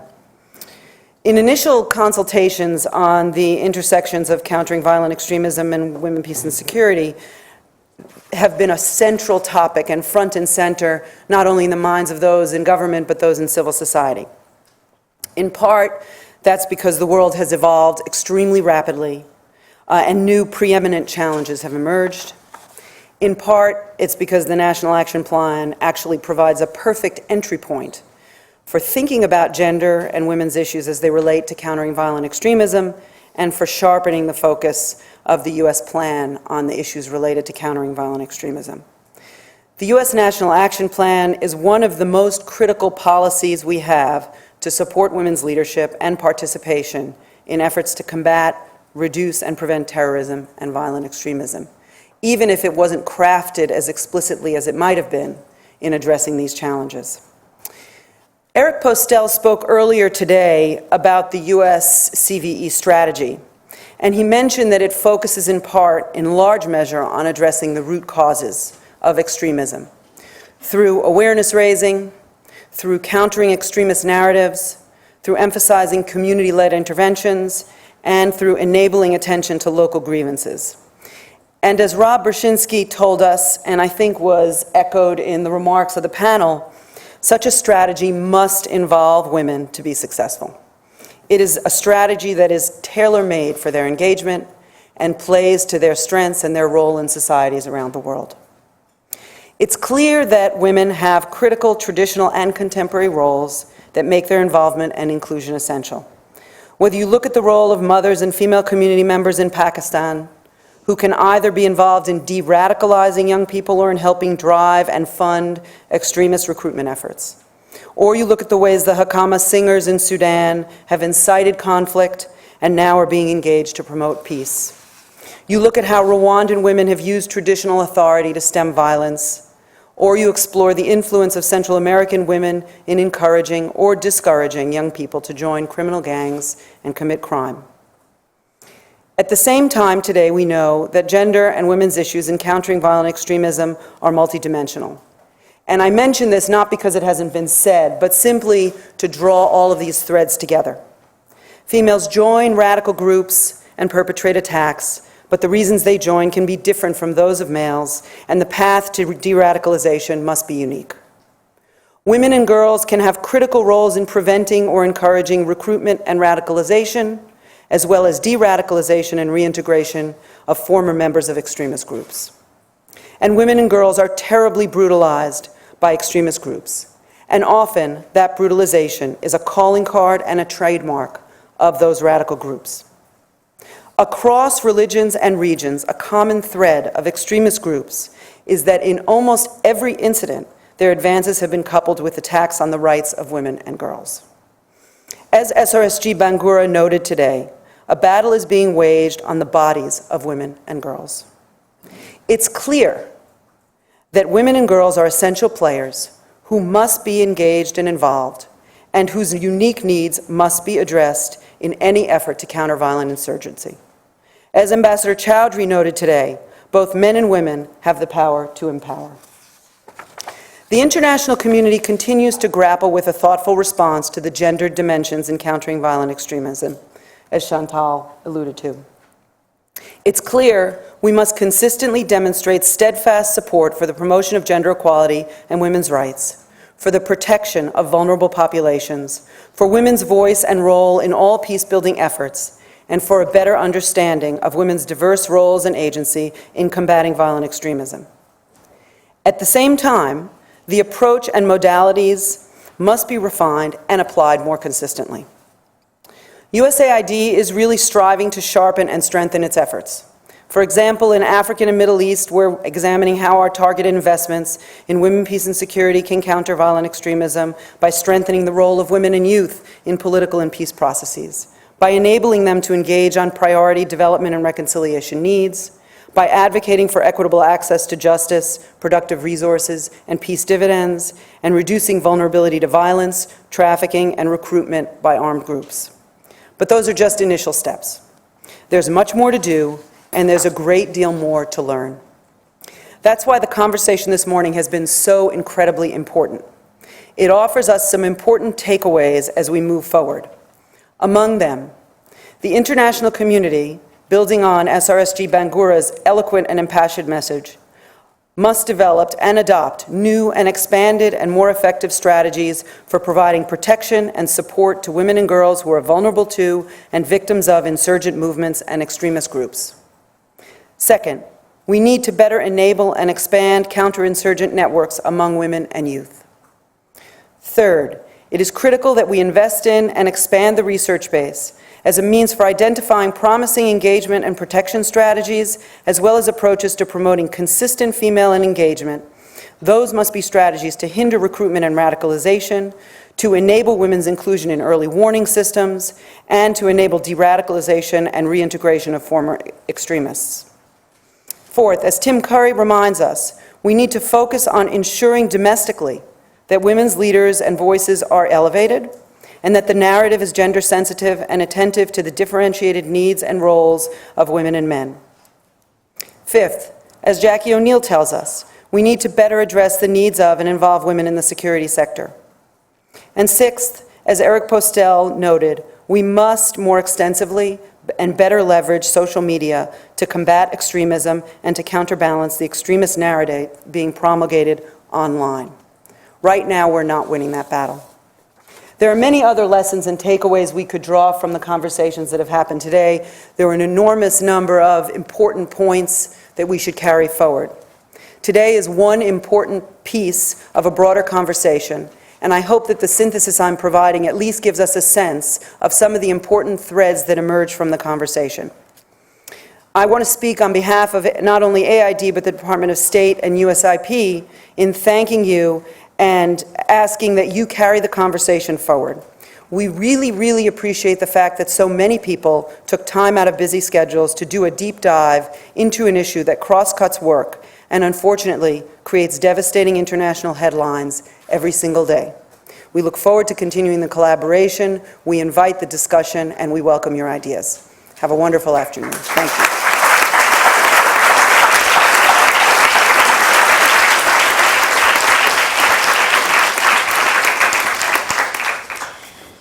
Thank you, Carla. Well done.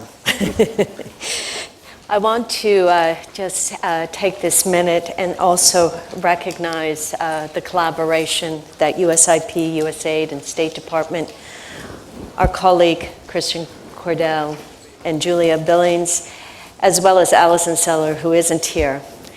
And you all know that it is in the details that these things happen. And so my hat off to Nicola Barbera, Danielle Robertson, Steve Steiner, Kayleen Tweedy, and all the volunteers of USIP who came forward today to be a part of this special event. Thank you very much. For those of you who are watching in other rooms, thank you for standing by. And for those who are watching around the world, we hope you're a part of this effort moving forward. Thank you very much. We hope to see you soon.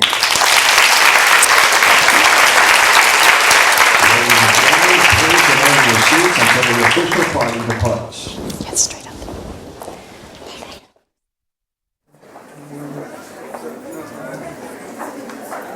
Ladies and gentlemen.